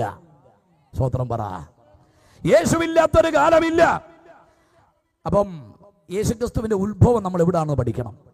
അപ്പൊ യേശുക്രിസ്തുവിന്റെ ഉത്ഭവം ബൈബിളിന്റെ വെളിച്ചത്തിൽ പഠിച്ചാൽ കാലിത്തൊഴുത്തല്ല. സ്തോത്രം. അതാ ഞങ്ങൾ ഈ പെന്തക്കോസ്തുകാര് ഈ ക്രിസ്മസ് വരുമ്പോൾ വിപണി പോയെന്ന് കന്നുകാലിക്കും ചാണകത്തിനും യേശു ഔസേപ്പിനും മറിയയ്ക്കും വില വേശാത്തത്. മനസ്സിലാകുന്നുണ്ടോ? എന്തുകൊണ്ട് കാലിത്തൊടുത്ത് വീട്ടിൽ മേടിച്ച് പ്രതിഷ്ഠിക്കുന്നതെന്ന് ചോദിച്ചാൽ ഉത്തരം ഒന്നേ ഉള്ളൂ, യേശുവിന്റെ ഉത്ഭവം കാലിത്തൊടുത്തല്ല. സ്തോത്രം. അപ്പൊ പിന്നെ എവിടെയാണ്? ക്രിസ്തു ജനിക്ക് നൂറ്റാണ്ടുകൾക്ക് മുമ്പ് ജീവിച്ച ദാർശനികരായിരിക്കുന്ന മീഖ വിളിച്ചു പറഞ്ഞു, നീയോ ബേത്ലഹേം എഫ്രാത്തേ, നീ യഹൂദ സഹസ്രങ്ങളിൽ ചെറുതായിരുന്നാലും ഇസ്രായേലിന് അധിപതിയായിരിക്കണം, എനിക്ക് നിന്നിൽ നിന്ന് പുറപ്പെട്ടു വരും. അടുത്ത പരാമർശം, അവന്റെ ഉത്ഭവം പണ്ടേയുള്ളത്. സ്വതന്ത്രം. അവന്റെ ഉത്ഭവം പണ്ടേയുള്ളത്. പ്രിയരെ, സഹൃദയരെ, ആ പണ്ടെന്ന് പറയുന്ന കാലഘട്ടത്തിന്, ആ പ്രയോഗത്തിന് ക്ലിപ്തമായിരിക്കുന്ന ഒരു കാലസംഖ്യ ഇല്ലെങ്കിൽ എന്റെ കർത്താവില്ലാത്തൊരു കാലമില്ല. Praise the lord. ചിലർ ചോദിക്കുന്നു, പഴയ നിയമത്തിൽ യേശു ഉണ്ടോ? കാരണം പഴയ നിയമത്തിൽ യേശു എന്നൊരു പേര് നമ്മൾ കാണുന്നില്ല. ഉണ്ടോ? ഇല്ല. പിന്നെ നമുക്ക് യേശു ഉണ്ടെന്ന് എങ്ങനെ മനസ്സിലാക്കാൻ പറ്റും? സാഹചര്യത്തിന്റെ തെളിവുകൾ വെച്ച് നമുക്ക് പഴയ നിയമത്തിൽ യേശു ഉണ്ടെന്ന് പഠിക്കാൻ പറ്റും. ഇപ്പം മാരായിക്കൽ പുലിയുടെ സാന്നിധ്യം കണ്ടെന്നൊരു വാർത്ത വന്നാൽ എങ്ങനെ ഇരിക്കും? 8 മണിക്ക് വീട്ടിൽ കയറുന്നവൻ 6:30 ആകുമ്പോഴേ വീട്ടിൽ കയറും. ഇടയ്ക്ക് പുലി ഇറങ്ങുന്നത് നല്ലതാ. സ്തോത്രം. പൊടിഞ്ഞു വീണിരിക്കുന്ന രോമങ്ങൾ നിരീക്ഷണത്തിന് വിധേയപ്പെടുത്തിയപ്പോൾ മനസ്സിൽ ആടിന്റെ അല്ല, പശുവിന്റെ അല്ല, പുലിയുടെ ആണെന്ന് സ്ഥാപിച്ചു. കാൽപാദങ്ങൾ, കാൽച്ചുവടുകൾ പരീക്ഷിക്കപ്പെടുന്നത് ആടിന്റെ അല്ല, പോത്തിന്റെ അല്ല, കിടാവിന്റെ അല്ല. മനസ്സിലായി ഇത് പുലിയുടെയാണ് എന്ന് പറയുന്ന പോലെ പഴനിമത്തിന്റെ ചുരുളുകൾ അടർത്തി പഠിച്ചാൽ നമുക്ക് പഴനിമത്തിൽ യേശുവിനെ കാണാൻ പറ്റും. അതിന് ശാസ്ത്രം കൽപ്പിച്ചത് പൗലോസ്ലീഹയാണ്. എബ്രായർ 11 അദ്ദേഹം വിളിച്ചു പറഞ്ഞു, മിസ്രയീമിലെ നിക്ഷേപങ്ങളെക്കാൾ ക്രിസ്തുവിന്റെ നിന്ന മോശ വലിയ ധനമെന്നെടുത്തു. ശ്രദ്ധിക്കണം, പൗലോസ് തെറ്റുപറ്റി എഴുതിയതല്ല. കാലഘട്ടത്തിലെ മതിൽക്കെട്ടിനകത്ത് ക്രിസ്തുവിനെ തളച്ചിടാൻ ആരൊക്കെ അണിയറയിൽ ശ്രമം നടത്തിയാലും അഭിമാന പുരസ്സരം ഇന്ന് രാത്രി ഞാൻ വിളിച്ചു പറയുന്നു, എന്റെ കർത്താവ് കാലഘട്ടത്തിന് അധീനനാണ്. അവനില്ലാത്തൊരു കാലമില്ല. സ്തോത്രം. ഇനി ദൈവമൊക്കെ തിരിച്ചറിയണം, യഹൂദ ആരാധനയുമായിട്ട് ബന്ധമില്ലാത്ത ഈജിപ്തിന്റെ മണ്ണിൽ എങ്ങനെ മോശയുടെ ഉള്ളിൽ ക്രിസ്തു ദർശനമുണ്ടായി എന്ന് ചിന്തിക്കണം. ഇവിടെയാണ് ഒരു പ്രാർത്ഥിക്കുന്ന മാതാപിതാക്കളുടെ ഏറ്റവും വലിയ കടമ എന്ന് പറയുന്നത്. മനസ്സിലാകുന്നുണ്ടോ? പ്രാർത്ഥിക്കുന്ന മാതാപിതാക്കളുടെ ഏറ്റവും വലിയ കടമ മാരായിക്ക് ഏതെങ്കിലും 10 ഏക്കർ സ്ഥലം തലമുറയ്ക്ക് മേടിച്ചിടുന്നതല്ല, വേണ്ടെന്നല്ല. തലമുറ എഞ്ചിനീയറോ കളക്ടറോ ആക്കി മാറ്റുന്നതല്ല. നമ്മുടെ ഏറ്റവും വലിയ കടമ എന്ന് പറഞ്ഞത് നമ്മൾ കണ്ടെത്തിയ കർത്താവ് നമ്മുടെ തലമുറയ്ക്ക് കൊടുക്കുക എന്നുള്ളതാണ് നമ്മുടെ ഏറ്റവും വലിയ കടമ. സ്വത്രം. എന്നെ കേൾക്കുന്ന പിതാവേ, മാതാവേ, തൃശ്ശൂരിന്റെ ഹൃദയഭാഗത്ത് 10 ഏക്കർ സ്ഥലം തലമുറയ്ക്ക് എഴുതി കൊടുക്കാൻ ആസ്തി നിനക്കുണ്ടെങ്കിലും നീ എടുത്ത ബൈബിൾ എടുക്കാൻ നിന്റെ കുടുംബത്തിനകത്ത് നിന്റെ ശേഷം തലമുറയില്ലെങ്കിൽ നിന്നേക്കാൾ ഗതികെട്ടവൻ വേറെ ആരുമില്ല. സ്തോത്രം. അതുകൊണ്ട് നമ്മുടെ കാലഘട്ടം കൊണ്ട് പെന്തക്കോസ്ത് നമ്മുടെ കുടുംബത്തിനകത്ത് ചരമം പ്രാപിക്കാതിരിക്കാൻ പ്രാർത്ഥിച്ചോണം. നിന്റെ കാലഘട്ടം കഴിയുമ്പോൾ അന്യഭാഷ പറയുന്ന, പ്രാർത്ഥിക്കുന്ന, ആരാധിക്കുന്ന ഒരു തലമുറ നിന്റെ കാലഘട്ട ശേഷം നിന്റെ കുടുംബത്തിനകത്ത് എഴുന്നേൽക്കാൻ പ്രാർത്ഥിച്ചോണം. എനിക്ക് മോശയുടെ അമ്മ വളരെ ഇഷ്ടമാണ്. മോശയുടെ പിഞ്ചു മനസ്സിൽ എങ്ങനെ ക്രിസ്തു ദർശനമുണ്ടായി. പാല് കൊടുത്ത് പടത്തിക്കൊണ്ടുവരുന്ന വേളയിൽ ഈ പാല് കൊടുക്കുന്ന സമയത്ത് ഞാനിങ്ങനെ നിരീക്ഷിച്ചു, മോശയ്ക്ക് അമ്മ പാല് മാത്രമല്ല കൊടുത്തത്. ഒരു കൊച്ചുകുഞ്ഞിനെ നമ്മളൊക്കെ വളർത്തിക്കൊണ്ടുപോയി എന്തൊക്കെ ചെയ്യും പരിപാടി ആൻറ്റിമാരെ? ഒരു ഗ്ലാസ് പാലെടുത്തേച്ച് ആദ്യം ബൂസ്റ്റ് ഇട്ട് കലക്കും, പിന്നെ ഹോർലിക്സിനെ പിണക്കണ്ടെന്ന് കരുതി അതും 2 സ്പൂണ്, 50-50യുടെ ബിസ്ക്കറ്റ്, ഇതെല്ലാം കൂടെ കലക്കി പശുവിനെ കുടിപ്പിക്കുന്നവരെ പിള്ളേരെ കുടിപ്പിക്കുന്നവരുണ്ട്. ഇത് കുടിച്ചേച്ച് കൊച്ചുണങ്ങിയിരിക്കുക. കൊടുക്കേണ്ടത് ഞാൻ പറഞ്ഞില്ല. പാല് കൊടുത്തപ്പോൾ വയർ നിറഞ്ഞപ്പോൾ പല്ലില്ലാത്ത മോണ കാട്ടി ചിരിച്ചപ്പോൾ അമ്മ ചോദിച്ചു, വയർ നിറഞ്ഞോടാ? അവൻ പിന്നെയും ചിരിച്ചു. കുഞ്ഞു മനസ്സിൽ അന്നവൻ അമ്മ വാരി നിറച്ചു മസ്തിഷ്കത്തിനകത്തേടാ, കൊട്ടാരത്തിന് വടിക്കെട്ടിറങ്ങി വരുന്ന ഫറവോന്റെ പുത്രിയുണ്ടല്ലോ, അതല്ല നിന്റെ അമ്മ, ഈ ഞാനാണ് നിന്റെ അമ്മ. ഇവിടെ ചിതറിക്കിടക്കുന്ന കഷ്ടപ്പെടുന്ന പകലുകളെ രാത്രികളെ പകലുകളാക്കി മാറ്റി കൂലിയില്ലാതെ വേല ചെയ്യുന്ന അഡ്രസ് ഇല്ലാതെ കഷ്ടപ്പെടുന്നവരൊന്നും കന്യരല്ല, അവരൊക്കെ നിന്റെ സ്വന്തം രക്തമാണ്. മോനെ, ഈ കൊട്ടാരത്തിന്റെ വടിയപ്പാങ്കണങ്ങളിലും ഈ ഗോശൻ ദേശത്തിന്റെ മണപ്പരികളിലും നിരവധി കുഞ്ഞുങ്ങൾ ഓടിച്ചാടി കളിച്ചു നടക്കുന്നുണ്ട്. അവരെ പോലല്ല നീ ഒരു ദൈവത്തിന്റെ പൈതലാണ്. തീർന്നില്ല. നമ്മുടെ ആധ്യാത്മികതയ്ക്ക് വേരോട്ടമുള്ള ഒരാധ്യാത്മിക കേന്ദ്രം ഇവിടെ ഇല്ല മോനെ. നമ്മുടെ കണ്ണുകൾ കൊണ്ട് കണ്ടില്ലേലും ജീവിക്കുന്നൊരു ദൈവമുണ്ട് മോനെ. ഇന്ന് രാത്രി വെളിപ്പാട് തലമുറയ്ക്ക് കൈമാറാൻ നിനക്ക് കഴിഞ്ഞാൽ നീയാണ് ഇന്ന് രാത്രി ഭാഗ്യമുള്ളത്. ഇന്ന് രാത്രി തീരുമാനത്തോടെ മടങ്ങിപ്പോകണം. നമ്മുടെ തലമുറ യേശുവിനെ അറിയേണ്ടത് PYP കൂടല്ല. നമ്മുടെ തലമുറ യേശുവിനെ അറിയേണ്ടത് ആരാധന കൂടല്ല. നിന്റെ തലമുറ യേശുവിനെ അറിയേണ്ടത് നിന്നിൽ കൂടായിരിക്കണം. സ്വോത്രം. നമ്മൾ കുറ്റം പറയും നമ്മുടെ പാസ്റ്ററെയാണ്, നമ്മൾ കുറ്റം പറയും നമ്മുടെ സൺഡേ സ്കൂൾ പഠിക്കുന്ന അധ്യാപകന്മാരെയാണ്, നമ്മൾ കുറ്റം പറയും നമ്മുടെ PIP-കാരെയും യൂത്തിന്റെ സംഘാടകരെയാണ്. എൻ്റെ അമ്മാമ ഇന്ന് രാത്രി അവസാനിപ്പിക്കണം.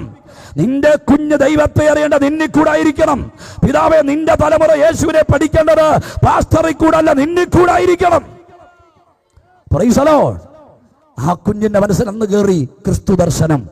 അന്നുകൊണ്ട് വളർന്നു പന്തലിച്ചപ്പോൾ അവന്റെ അകത്തളത്തിൽ തീരുമാനം ഇതാ, മിസ്രയീമിന്റെ നിക്ഷേപമല്ല വലുത്, ക്രിസ്തുവിന്റെ നിന്നയാണ് വലുത്. സ്തോത്രം. പത്രോസ് 1-1 ലേഖനത്തിൽ കൊടുത്തിരിക്കുന്നു, അവരിലുള്ള ക്രിസ്തുവിന്റെ ആത്മാവ്. ആര്? പ്രവാചകന്മാരിൽ വ്യാപരിച്ചത് ക്രിസ്തുവിന്റെ ആത്മാവാണെങ്കിൽ അസന്നിഗ്ധമായ 2 തെളിവോടെ ഞാൻ വിളിച്ചു പറയുന്നു, പഴയ നിമിത്തം നമ്മുടെ കർത്താവുണ്ട്. സ്തോത്രം. യേശുക്രിസ്തുവിന്റെ വംശാവലി എഴുതിയ 3 പേര് നമുക്ക് ബൈബിളിൽ കാണാം. അതിൽ 1-ാമത്തെ ആൾ മത്തായിയാണ്, 2-ാമത്തെ ആൾ ലൂക്കോസാണ്, 3-ാമത്തെ ആൾ യോഹന്നാനാണ്. ഈ വംശാവലി എഴുതിയപ്പോൾ മത്തായും ലൂക്കോസും മനുഷ്യവർഗത്തിനിടയ്ക്ക് യേശുവിനെ തളച്ചിട്ടപ്പോൾ യോഹന്നാന്റെ വംശാവലി തികച്ചും വ്യത്യസ്തമാണ്. അദ്ദേഹം ഇങ്ങനെ പറഞ്ഞു, ആദിയിൽ വചനമുണ്ടായിരുന്നു, വചനം ദൈവത്തോടുകൂടെ ആയിരുന്നു, ആ വചനം ദൈവമായിരുന്നു എന്ന് പറഞ്ഞിട്ട് ഇങ്ങനെ പറഞ്ഞു വന്നിച്ച് പറയുക, അവൻ മുഖാന്തരം സകലതും ഉളവായി. കണ്ടോ, അവൻ മുഖാന്തരം സകലതും ഉളവായി. ഉളവായതൊന്നും അവനെ കൂടാൻ ഉളവായില്ലെങ്കിൽ ചെവി തുറന്ന് കേട്ടോണം, ഹൃദയസ്ഥമാക്കിക്കോണം. ഈ പ്രപഞ്ചത്തിന് അസ്ഥിവാരമിടുമ്പോൾ പിതാവായ ദൈവത്തോടുകൂടെ പുത്രനായ ക്രിസ്തു ഉണ്ട്. അതാ നമ്മൾ വായിച്ചത്, അവൻ സകലത്തിനും ആധാരം, അവൻ സകലത്തിന് മുൻപേയുള്ളവൻ. ലോകമണി വിളിച്ചറിയണം, ലോകമരുടെ യേശുവിന്റെ ഉത്ഭവം കാലിത്തൊഴുത്തല്ല, അവൻ കാലിത്തൊഴുത്തിന് മുൻപേയുള്ളവനാണ്. സ്തോത്രം. യേശുക്രിസ്തുവിന്റെ അവതാരം, യേശുക്രിസ്തുവിന്റെ ഭൂമിയിലേക്കുള്ള ഇറങ്ങിവരവ്, അതിന് അർത്ഥം കൽപ്പിച്ച 3 സ്ത്രീകന്മാർ 3 വിശേഷണം നൽകി. യോഹന്നാൻ സ്ത്രീക വിളിച്ചു പറഞ്ഞു, പിശാചിന്റെ പ്രവൃത്തി അഴിപ്പാൻ ദൈവത്തിന്റെ പുത്രൻ പ്രത്യക്ഷനായി. അതേ യോഹന്നാൻ വിളിച്ചു പറഞ്ഞു, അവൻ ലോകത്തിൽ വന്നു. 1 പ്രത്യക്ഷനായി, 2 വന്നു, 3 പൗലോസ് വിളിച്ചു പറഞ്ഞു, God was manifested in the flush, അവൻ ജഡത്തിൽ വെളിപ്പെട്ടു. കേട്ടോ, 1 പ്രത്യക്ഷനായി, 2 വന്നു, 3 വെളിപ്പെട്ടു. അവൻ വന്നെങ്കിൽ മുൻപ് ഇവിടെ ഉണ്ടായിരുന്നു. അവൻ പ്രത്യക്ഷനായെങ്കിൽ അവൻ മുമ്പ് ഇവിടെ ഉണ്ടായിരുന്നു. എന്റെ പേരിന് വെമ്പടിയായ ഒരു പേര് കണ്ട് ചെങ്ങന്നൂര്, ഞാൻ ചെങ്ങന്നൂർ ഉള്ളത് കൊണ്ട് ഇന്ന് രാത്രി തൃശ്ശൂർ വന്നതെങ്കിൽ, യേശു ലോകത്തിൽ വന്നെങ്കിൽ അവൻ മുമ്പ് ഇവിടെ ഉണ്ട്. യേശു പ്രത്യക്ഷനായെങ്കിൽ അവൻ മുമ്പ് ഇവിടെ ഉണ്ട്. അവൻ വെളിപ്പെട്ടെങ്കിൽ അവൻ മുൻപ് ഇവിടെ ഉണ്ട്. അത് പറഞ്ഞുകൊണ്ട് 2-ാമത്തെ ചിന്തയിലേക്ക് ഞാൻ ഓടിക്കയറാം. അവൻ എവിടായിരുന്നു? വചനം വിളിച്ചു പറയുന്നു, അവൻ ദൈവരൂപത്തിലിരിക്കെ ദൈവത്തോടുള്ള സമത്വം മുറുകെ പിടിച്ചു കൊള്ളണം എന്ന് വിചാരിക്കാതെ ദാസരൂപമെടുത്ത് വേഷത്തിൽ മനുഷ്യനായി അവൻ ലോകത്തിലേക്ക് ഇറങ്ങി വന്നു. ഒരു സ്തോത്രം പറഞ്ഞാട്ടെ. സ്തോത്രം. ഹല്ലേലൂയ. എവിടെയായിരുന്നു? പിതാവിന്റെ കൂടെ സല്ലപിച്ച പുത്രൻ ഈ ലോകത്തിലേക്ക് മനുഷ്യവേഷമെടുത്ത് ഇറങ്ങി വന്നു. അതാണ് കാലിത്തൊഴുത്ത് നമ്മൾ കണ്ടത്. ഇനിയും ആ ഇറങ്ങിവരവിന്റെ വിശേഷത കണ്ടോ? വേഷത്തിൽ മനുഷ്യനായിട്ട് ഇറങ്ങി വന്നു. സ്തോത്രം, സ്തോത്രം. വേഷത്തിൽ എന്ത് ചെയ്തു? മനുഷ്യനായിട്ട് ഇറങ്ങി വന്നു. എൻ്റെ കർത്താവ് മനുഷ്യനെ രക്ഷിക്കാൻ സ്വീകരിച്ച വേഷം മൃഗരൂപമല്ല, മനുഷ്യവേഷം. സ്തോത്രം, സ്തോത്രം. ഞാൻ ചോദിച്ചതിന്റെ കാര്യം എന്നാ? പാപത്തിന്റെ പടുകുഴിൽ അസ്തമിച്ചു പോയ മാനവരാശിയെ വീണ്ടെടുക്കാൻ എൻ്റെ കർത്താവ് സ്വീകരിച്ച രൂപം മൃഗരൂപമല്ല, കണ്ടാൽ പേടിക്കുന്ന രൂപമല്ല, കണ്ടാൽ അറയ്ക്കുന്ന രൂപമല്ല, കണ്ണു പൊത്തിപ്പോകുന്ന രൂപമല്ല. ഒരു പച്ച മനുഷ്യനായി അവൻ ലോകത്തിലേക്ക് വെളിപ്പെട്ടെങ്കിൽ അതുപോലെ അവതരിച്ച ഒരൊറ്റ ദൈവം ഉലക ചരിത്രത്തിൽ ഇല്ലായകയാൽ കരമുയർത്തിയ സ്വത്രം പറയട്ടെ. എന്തിനേശു മനുഷ്യരൂപം സ്വീകരിച്ചു? ഞാനിവിടെ പറഞ്ഞിട്ടുണ്ടെന്ന് എനിക്കറിയില്ല. പത്രത്താളുകളിൽ ഒരു സമയം വരെ വാർത്തകൾ കിടം പിടിച്ചൊരു വാർത്തയായിരുന്നു അരിക്കൊമ്പൻ എന്ന ആനയെക്കുറിച്ചുള്ള വാർത്ത. ഇപ്പൊ അരിക്കൊമ്പൻ ജീവിച്ചിരിപ്പുണ്ടെന്ന് പോലും നമുക്കറിയില്ല. എങ്കിലും ആനപ്രേമികൾക്ക് എവിടെങ്കിലും ഒരു തരി വാർത്ത കിട്ടുമെന്നറിയാൻ വേണ്ടി അരിച്ചുപെറുക്കി വായിക്കുന്ന അവസ്ഥകളുണ്ടാകാം. നമുക്കറിയാം, നാട്ടുകാരെ മൊത്തം ഭീതിയിലാക്കിയിരിക്കുന്ന ഈ ആന വനാന്തരങ്ങളിലേക്ക് ഓടിക്കയറിയപ്പോൾ ഈ ആനയെ നാട്ടിലോട്ട് ഓടിച്ചിറക്കാൻ 10 JCB കയറ്റിവിട്ടില്ല. ആനയ്ക്ക് സമയം ആനയെ കയറ്റിവിട്ടപ്പോഴാണ് അരിക്കൊമ്പൻ ഈ നാട്ടിലോട്ട് ഇറങ്ങി വന്നത്. എന്തുകൊണ്ട്? പാപത്തിന്റെ പടുകുടിയിൽ വീണ മനുഷ്യനെ വീണ്ടെടുക്കാൻ പിതാവായ ദൈവം പുത്രനെ ലോകത്തിലേക്ക് അയച്ചത് ഒരു മൃഗരൂപത്തിലല്ല. അവൻ കണ്ണുള്ളവനായി, അവൻ മൂക്കുള്ളവനായി, അവൻ രക്തമുള്ളവനായി, അവൻ മുടിയുള്ളവനായി, ഒരു പച്ച മനുഷ്യനായി അവൻ വെളിപ്പെട്ടെങ്കിൽ കാലഘട്ടം തിരിച്ചറിയണം. എനിക്ക് നിനക്ക് സ്വീകരിക്കാൻ കണ്ടാൽ പേടിക്കുന്നവനായിട്ടല്ല, കണ്ടാൽ അറയ്ക്കുന്നവനായിട്ടല്ല, ഒരു പച്ച മനുഷ്യനായി വെളിപ്പെട്ട ആ ക്രിസ്തുവിന്റെ അവതാരത്തെ ഓർത്ത് ഇന്ന് രാത്രി ഞാൻ ദൈവത്തെ സ്തുതിക്കുകയാണ്. സ്തോത്രം. വേഷത്തിൽ മനുഷ്യനായി കാണപ്പെട്ടോനേ, വേഷത്തിൽ മനുഷ്യനായി കാണപ്പെട്ടോനേ, ഹീനവേഷം എടുത്ത നിന്നെ വാഴ്ത്തിടുന്നു ഞാൻ. ഓ വാഴ്ത്തിടുന്നു, വാഴ്ത്തിടുന്നു, വാഴ്ത്തിടുന്നു ഞാൻ എൻ്റെ രക്ഷകനെ.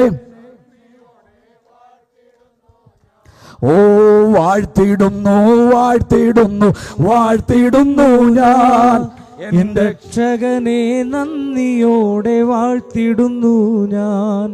എൻ്റെ രക്ഷകനെ നന്ദിയോടെ വാഴ്ത്തിടുന്നു ഞാൻ. തൊഴുത്തിൽ പിറന്ന മാന്യസുതനേ, മാട്ടിൻ തൊഴുത്തിൽ പിറന്ന മാന്യസുതനേ, ഹീനവേഷമെടുത്ത നിന്നെ വാഴ്ത്തിടുന്നു ഞാൻ. ഹീനവേഷമെടുത്ത നിന്നെ വാഴ്ത്തിടുന്നു ഞാൻ. ഹീനവേഷമെടുത്തവൻ, താണവേഷം സ്വീകരിച്ചവൻ. മനസ്സിലാക്കണം, നമ്മെ നേടാൻ നമ്മുടെ കർത്താവ് നമ്മുടെ ഇടയിൽ പാർത്തു. യോഹന്നാൻ പറയുന്നു, അവൻ മനുഷ്യരുടെ ഇടയിൽ പാർത്തു. മനസ്സിലാകുന്നുണ്ടോ?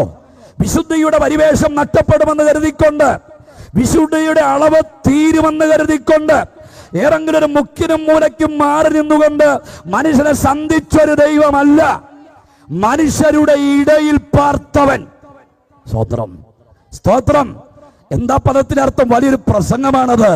ഇന്ന് രാത്രിയിൽ മനുഷ്യരുടെ ഇടയിൽ പാർത്തെങ്കിൽ അർത്ഥം മറ്റൊന്നല്ല, നിന്നെ ഉള്ളതുപോലെ അറിയുന്ന, നിന്റെ വികാരങ്ങൾ അറിയുന്ന, നിന്റെ നൊമ്പരങ്ങൾ അറിയുന്ന, നിന്റെ വേദന അറിയുന്ന, നിന്റെ തകർച്ചകൾ അറിയുന്ന, നിന്റെ സങ്കടം അറിയുന്ന, നിന്റെ ഒറ്റപ്പെടുത്തലുകൾ അറിയുന്ന, നിന്റെ വല്ലായ്മ അറിയുന്ന ആ ദൈവത്തെ കരമടിച്ചൊരു സ്വത്രം പറയട്ടെ. ഹല്ലേലൂയ. അതുകൊണ്ടാണ് യോഹന്നാൻ വിളിച്ചു പറഞ്ഞത്, മനുഷ്യനിലുള്ളത് എന്തെന്ന് സ്വതവേ അനുഭവിച്ചറിഞ്ഞവനാണ് നമ്മുടെ ദൈവം. എന്നെ കേൾക്കുന്ന പ്രിയ സഹോദരി, നിന്റെ ഭർത്താവിന്റെ വേദന അറിയത്തില്ല. എന്നെ കേൾക്കുന്ന പിതാവെ, ചിരിച്ചിട്ട് കൊല്ലങ്ങളായി ആർക്കും നിന്റെ വേദന അറിയത്തില്ല. നീ ചുമ്മിക്കൊണ്ട് നടക്കുന്ന നിരാശകൾ നിന്റെ കുടുംബക്കാർക്കോ വീട്ടുകാർക്കോ അറിയില്ല. പക്ഷെ ഇന്ന് രാത്രി മനുഷ്യരുടെ ഇടയിൽ പാർത്തൊരു ദൈവമുണ്ട്. സ്തോത്രം. അടിച്ചമർത്തപ്പെട്ടവരെയും പാർശ്വവൽക്കരിക്കപ്പെട്ടവരെയും ആർക്കും വേണ്ടാത്തവരൊക്കെ അടുപ്പിച്ച് നിർത്തിക്കൊണ്ട് അവരുടെ കണ്ണുനീരുകളെ തുടച്ചു പോയപ്പോൾ യഹൂദ മതത്തിന് വല്ലാത്ത കാനിഷമായിരിക്കുന്ന ആമൻ നിലപാടുണ്ടായിട്ട് അവരൊരു പ്രഖ്യാപനം പറഞ്ഞ്, ലോകമെല്ലാം യേശുവിന്റെ പുറകെ. സ്തോത്രം. ലോകമെല്ലാം യേശുവിന്റെ പുറകെ. കച്ച പ്രഥമ ദൃഷ്ടിയാലെടുത്ത അച്ഛന്റെ കൊച്ചന്റെ പുറകെ ലോകമെല്ലാം ഓടിക്കൂടുമ്പോൾ ഇതിന്റെ കാര്യം അറിയണം. ഇവൻ കേവലം തച്ചന്റെ കൊച്ചനല്ല, ഈ പ്രപഞ്ചത്തെ പടച്ചത് അച്ഛനാണ് എന്റെ കർത്താവ്. സ്തോത്രം. അവൻ കൽപ്പിച്ചാൽ ഒന്നിനും അനുസരിക്കാതിരിക്കാൻ പറ്റില്ല. സ്തോത്രം. രാത്രിയിലെ അധ്വാനത്തിന് ശ്രമമെല്ലാം പാളിപ്പോയി വിയർപ്പുകൾ കടൽ നക്കിയെടുത്ത് കടൽക്കരയിൽ വെച്ച് കടലിന്റെ അന്തർഭാഗം സമീപത്ത് വെച്ച് വലയെല്ലാം കഴുകിക്കൊണ്ട് അടുത്ത ദിവസം എങ്ങനെ ജീവിക്കുമെന്നറിയും നമ്പരത്തിരിക്കുമ്പോൾ അവൻ മുക്കുവനോട് എന്ന് ആശാരിച്ചെറുക്കം പറയാ കടലിന്റെ വലത്തുഭാഗത്ത് വീശാൻ. സ്വോത്രം. റബ്ബർ വെട്ടുന്നത് പോലെ മുടി വെട്ടാൻ പറ്റുമോ അച്ഛാ? മുടി വെട്ടുന്ന പോലെ റബ്ബർ വെട്ടാൻ പറ്റുമോ? ഇപ്പൊ പിന്നെ എനിക്ക് തോന്നുന്നുണ്ട് ചില പിള്ളേരുടെ മുടി കണ്ട റബ്ബർ വെട്ടിന് കത്തിക്ക് വെട്ടിയതാണോ എന്ന് തോന്നാറുണ്ട്. സ്തോത്രം. വെട്ടു തമ്മിൽ വ്യത്യാസമുണ്ട്. തച്ചന്റെ കൊച്ചൻ മുക്കുവനോട് പറയുകയാണ് പടകിന്റെ വലത്തുഭാഗത്ത് വീശാൻ. പത്രോസിന് സംശയിക്കേണ്ടി വന്നില്ല. അവന് മനസ്സിലായി ഇവൻ കേവലം തച്ചനല്ല. കഴിഞ്ഞ ദിവസം ഞാൻ കണ്ടത് എന്റെ അമ്മായിയമ്മയുടെ പനിയെ മാറ്റിയത്. ഞാൻ ചോദിച്ചു പത്രോസിന് വെച്ച കരുതിയിരിക്കും കഴിഞ്ഞ രാത്രി ഇവിടെ അധ്വാനിച്ചിട്ട് ഞങ്ങൾക്ക് ഒന്നും കിട്ടിയില്ലല്ലോ. സ്തോത്രം. എവിടൊക്കെ ഏത് സമയത്തൊക്കെ മീൻ പൊങ്ങുമെന്ന് അറിയാവുന്നവൻ കഴിഞ്ഞ രാത്രി അവന്റെ നിരീക്ഷണ പാഠവുമെല്ലാം പരാജയപ്പെട്ടു. അവന്റെ ബുദ്ധിയെല്ലാം തോറ്റുപോയി. അവന്റെ അധ്വാനമെല്ലാം കടലിൽ നക്കിയെടുത്ത് ശൂന്യമായി നിൽക്കുന്ന പടകിന്റെ അരികെ വന്ന് യേശു പറയുക പടകിന്റെ വലത്തുഭാഗത്ത് വീശാൻ. ഇന്ന് രാത്രി ജീവിക്കാൻ വഴിയില്ലാതെ ജീവിതം അവസാനിപ്പിക്കുന്ന കരുന്ന സുഹൃത്തേ, ഇനി എന്തിനു ജീവിക്കണം? കടക്കടയിലെ ബിസിനസ് മൊത്തം തകർന്നു പോയി. ഇന്ന് രാത്രി ഞാൻ ഒരുവനെ പരിചയപ്പെടുത്താം. മനുഷ്യന്റെ ഇടയിൽ പാർത്തൊരുത്തൻ, നിന്റെ സങ്കടം അറിയുന്നവൻ, നിന്റെ ശൂന്യത അറിയുന്നവൻ, നിന്റെ ദാരിദ്ര്യം അറിയുന്നവൻ, നിന്റെ ഇല്ലായ്മ അറിയുന്നവൻ ഇന്ന് രാത്രി നിന്നെ വിളിക്കുകയാണ്. ഒരവസരം ഇന്ന് രാത്രിയിൽ നിന്റെ കുടുംബത്തിനകത്ത് യേശുവിന് കൊടുക്കുവോ? ഈ പാവപ്പെട്ട ഉപദേശിമാരെ വിളിച്ച് ഒരു വാക്ക് നീ പ്രാർത്ഥിക്ക്. നിന്റെ ആത്മഹത്യയുടെ ടെൻഡൻസി ഇന്ന് രാത്രി പൊട്ടും. വഴിപിടച്ചതിന് തലമുറ രക്ഷപ്പെടും. സമാധാനമില്ലാത്ത കുടുംബത്തിനകത്ത് സമാധാനത്തെ കൈമാറാൻ ഇന്ന് രാത്രി എന്റെ യേശുവിന് പദ്ധതിയുണ്ട്. ശ്രദ്ധിക്ക്. മറഞ്ഞു കിടന്നിരിക്കുന്ന മീനുകളെല്ലാം കൂടെ അന്ന് രാവിലെ സ്വത്രമല്ലില്ല വലയ്ക്കകത്ത് കയറി വന്നെങ്കിൽ നീ അറിയാത്തിടത്തുകൂടെ നിനക്ക് വേണ്ടി കരുതാൻ കഴിയുന്ന ഒരു ദൈവത്തെയാണ് ഇന്ന് രാത്രി ആരാധിക്കുന്നത്. അധ്വാനിച്ചിട്ടും ജോലി ചെയ്തിട്ടും വേല ചെയ്തിട്ടും പഠിച്ചിട്ടും ജോലിയില്ലാതെ ഭാരപ്പെടുന്ന സുഹൃത്തെ, സാമ്പത്തികമായി പ്രബുദ്ധതയില്ലാതെ ദാരിദ്ര്യത്തിന് ഈറ്റില്ലമായി മാറുന്ന നിന്നെ നോക്കി ഇന്ന് രാത്രി ദൈവം പ്രവചിക്കുക. യേശുവിനൊരു അവസരം കൊടുക്ക്, യേശുവിനൊരു വേദി കൊടുക്ക്, യേശുവിനൊരു പ്ലാറ്റ്ഫോം കൊടുക്ക്. ഒരു പരീക്ഷ നടത്തും ഇന്ന് രാത്രി. നസ്രായന്റെ പാടുപെടുത്തി വന്നിട്ട് പറ, ഇന്ന് രാത്രി എന്റെ ശൂന്യത അറിഞ്ഞ എന്റെ വേദന അറിഞ്ഞ എന്റെ അടുക്കിലേക്ക് ഒന്ന് ഇറങ്ങി വരണമേ. അങ്ങനെ വേദനിച്ചവരെല്ലാം യേശുവിന്റെ പുറകെ കൂടിയവർക്കെല്ലാം അറിയാം ഇവൻ കേവലം തച്ചന്റെ കൊച്ചനല്ല, ഇവൻ സാക്ഷാൽ ദൈവമാണ്. സ്തോത്രം. ഹല്ലേലൂയ. അങ്ങനെ പോയിരിക്കുന്ന ലോകമെല്ലാം യേശുവിന്റെ പുറകെ പോകുന്നതോർത്ത് അന്നും ഇന്നും ഞങ്ങൾക്കെതിരെ ആക്ഷേപമുണ്ട്. നിങ്ങൾക്കറിയണം ഞങ്ങൾ എന്തുകൊണ്ട് യേശുവിന്റെ പുറകെ പോയി. സത്യമായിട്ട് ഞങ്ങൾ പോയത് പൈസ ഉണ്ടാക്കാൻ പോയതല്ല. എന്റെ പുറകെ ഇരിക്കുന്ന ദൈവദാസന്മാരോട് ചോദിക്കണം എത്ര ലക്ഷം രൂപ കടമുണ്ടെന്ന്. ഇവിടെ ഇരിക്കുന്ന ദൈവമക്കളോട് ചോദിക്കണം എത്ര ലക്ഷം രൂപ കടമുണ്ടെന്ന്. സ്തോത്രം. മരിക്കത്തക്ക വിഷയം ഞങ്ങളുടെ ജീവിതത്തിനകത്തുണ്ടെങ്കിലും പ്രത്യാശ നൽകി ഞങ്ങളെ ഇന്നും നിർത്തിയിരിക്കുന്നൊരു ദൈവം ഇന്ന് രാത്രിയിൽ ഞങ്ങളുടെ ജീവിതത്തിന്റെ ചരിത്രത്തിലുള്ളത് കൊണ്ടാണ് ഇന്ന് രാത്രി ഞങ്ങളിവിടെ ജീവനോടെ ആയിരിക്കുന്നത്. ഇന്ന് രാത്രി ചർച്ച ലോകമെല്ലാം യേശുവിന്റെ പുറകെ പോയത് മതം മാറിയതല്ല, പണത്തിന് വേണ്ടി പോയതല്ല. ഇന്ന് രാത്രി സുവിശേഷ പ്രേക്ഷിത ദൗത്യത്തിന് വേണ്ടി ശിഷ്യന്മാരെ അയക്കുമ്പോഴും ഒരു കഴുതക്കുട്ടിയെ പോലും കൊടുത്തുവിടാതെ ഇന്ന് രാത്രി അയച്ചവൻ അവരോട് പറഞ്ഞൊരു കാര്യമുണ്ട്, ഞാൻ നിങ്ങൾക്ക് വേണ്ടി കരുതാമെന്ന് പറഞ്ഞെങ്കിൽ ഇന്ന് രാത്രി ലോകമെല്ലാം യേശുവിന്റെ പുറകെ പോയത് ആമേൻ കേവലം ഭൗതികമായിരിക്കുന്ന കാര്യങ്ങൾക്ക് വേണ്ടി മാത്രമല്ല. ഇന്ന് രാത്രി അവൻ സാക്ഷാൽ ദൈവമാണെന്ന് അറിഞ്ഞുകൊണ്ട് ലോകം അവന്റെ പുറകെ കൂടി. അങ്ങനെ യേശുവിനെ അവസാനിപ്പിക്കാനുള്ള ശ്രമം ആമേൻ യഹൂദ മതലോകം രൂപീകരിച്ച് ഇതുപോലെ സന്ധ്യമയങ്ങ നേരത്ത് ഗത്സമനയുടെ തോട്ടത്തിൽ അരണ്യ വെളിച്ചത്തിൽ പ്രാർത്ഥിച്ചുകൊണ്ടിരിക്കുന്ന കർത്താവ് പെട്ടെന്ന് പ്രാർത്ഥന കഴിഞ്ഞ് കണ്ണു തുറന്നു നോക്കിയപ്പോൾ ഇരുളും മുടിക്കിടക്കുന്ന ഗത്സമനത്തോട്ടം പ്രകാശപൂരിതമായി. യേശു നോക്കിയപ്പോൾ കുന്തവും പന്തവും ചുറ്റിപ്പിടിച്ച ചങ്ങലകളുമായി റോമൻ പടയാളികളും യഹൂദ മതാനുസാരികളും ഗത്സമനത്തോട്ടം വളയുകയാണ്. ചുവന്ന ബൂട്ടിട്ട് ചുവന്ന പടയങ്കി ധരിച്ച ചുവന്ന തൊപ്പി ധരിച്ച പടയാളികൾ ഗത്സമനത്തോട്ടത്തെ വളയുമ്പോൾ അതിനിടയിൽ നിന്നൊരു മനുഷ്യൻ ഓടി വന്നിട്ട് കർത്താവിന്റെ കർണപടങ്ങൾക്കകത്തൊരു ചുംബനം. ശാന്തഗംഭീരമായി എൻ്റെ യേശു ചോദിച്ചു, യൂദേ മനുഷ്യപുത്രനെ ചുംബനം കൊണ്ടോ ഒറ്റിക്കൊടുക്കുന്നത്? അനന്തര നിമിഷങ്ങളിൽ ആ പടയാളികൾ കൈക്ക് ചങ്ങലയിട്ട് യേശുവിനെ വലിച്ചിടച്ചുകൊണ്ടുപോയി. അക്ഷര കണ്ണികൾ കൂടെ ഞാനും സഞ്ചരിച്ചു. എൻ്റെ യേശുവിനെ എങ്ങോട്ടാണ് കൊണ്ടുപോകുന്നത്?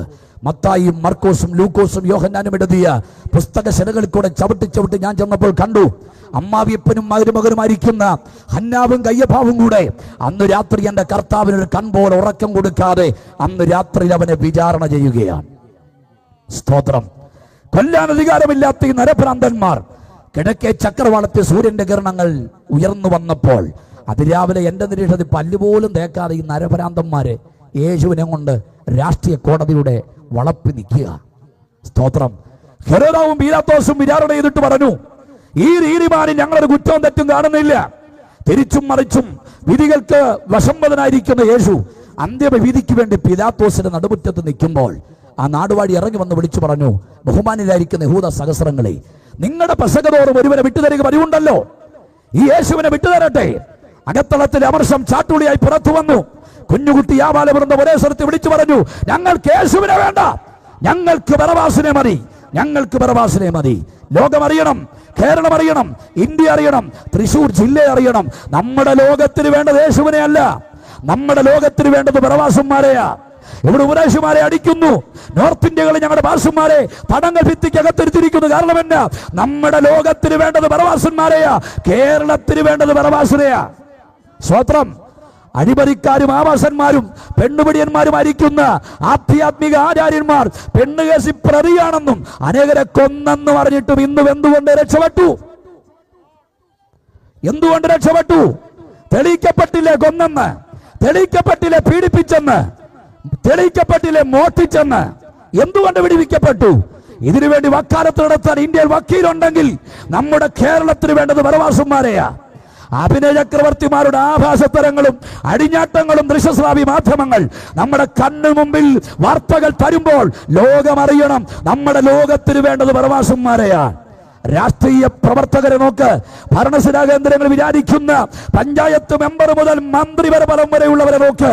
കള്ളന്മാരും കൈയിട്ടു വാരുന്നവരും അനീതിയുടെ കൂത്തരങ്ങായി മാറിയവരും ഒക്കെ ഇവിടെ അരങ്ങുകർത്ത് വാടുമ്പോൾ എന്ത് തെറ്റ് ചെയ്താലും വളരെ ലാഘവത്തോടെ പ്രതിപട്ടികയിൽ അവർ തരം താഴ്ത്തപ്പെട്ട് പുറത്തു വരുന്നെങ്കിൽ ലോകമറിയണം, സമൂഹം അറിയണം, നീതിപീഠങ്ങൾ അറിയണം, നമ്മുടെ ലോകത്തിന് വേണ്ടത് ബറബാസന്മാരെയാണ്.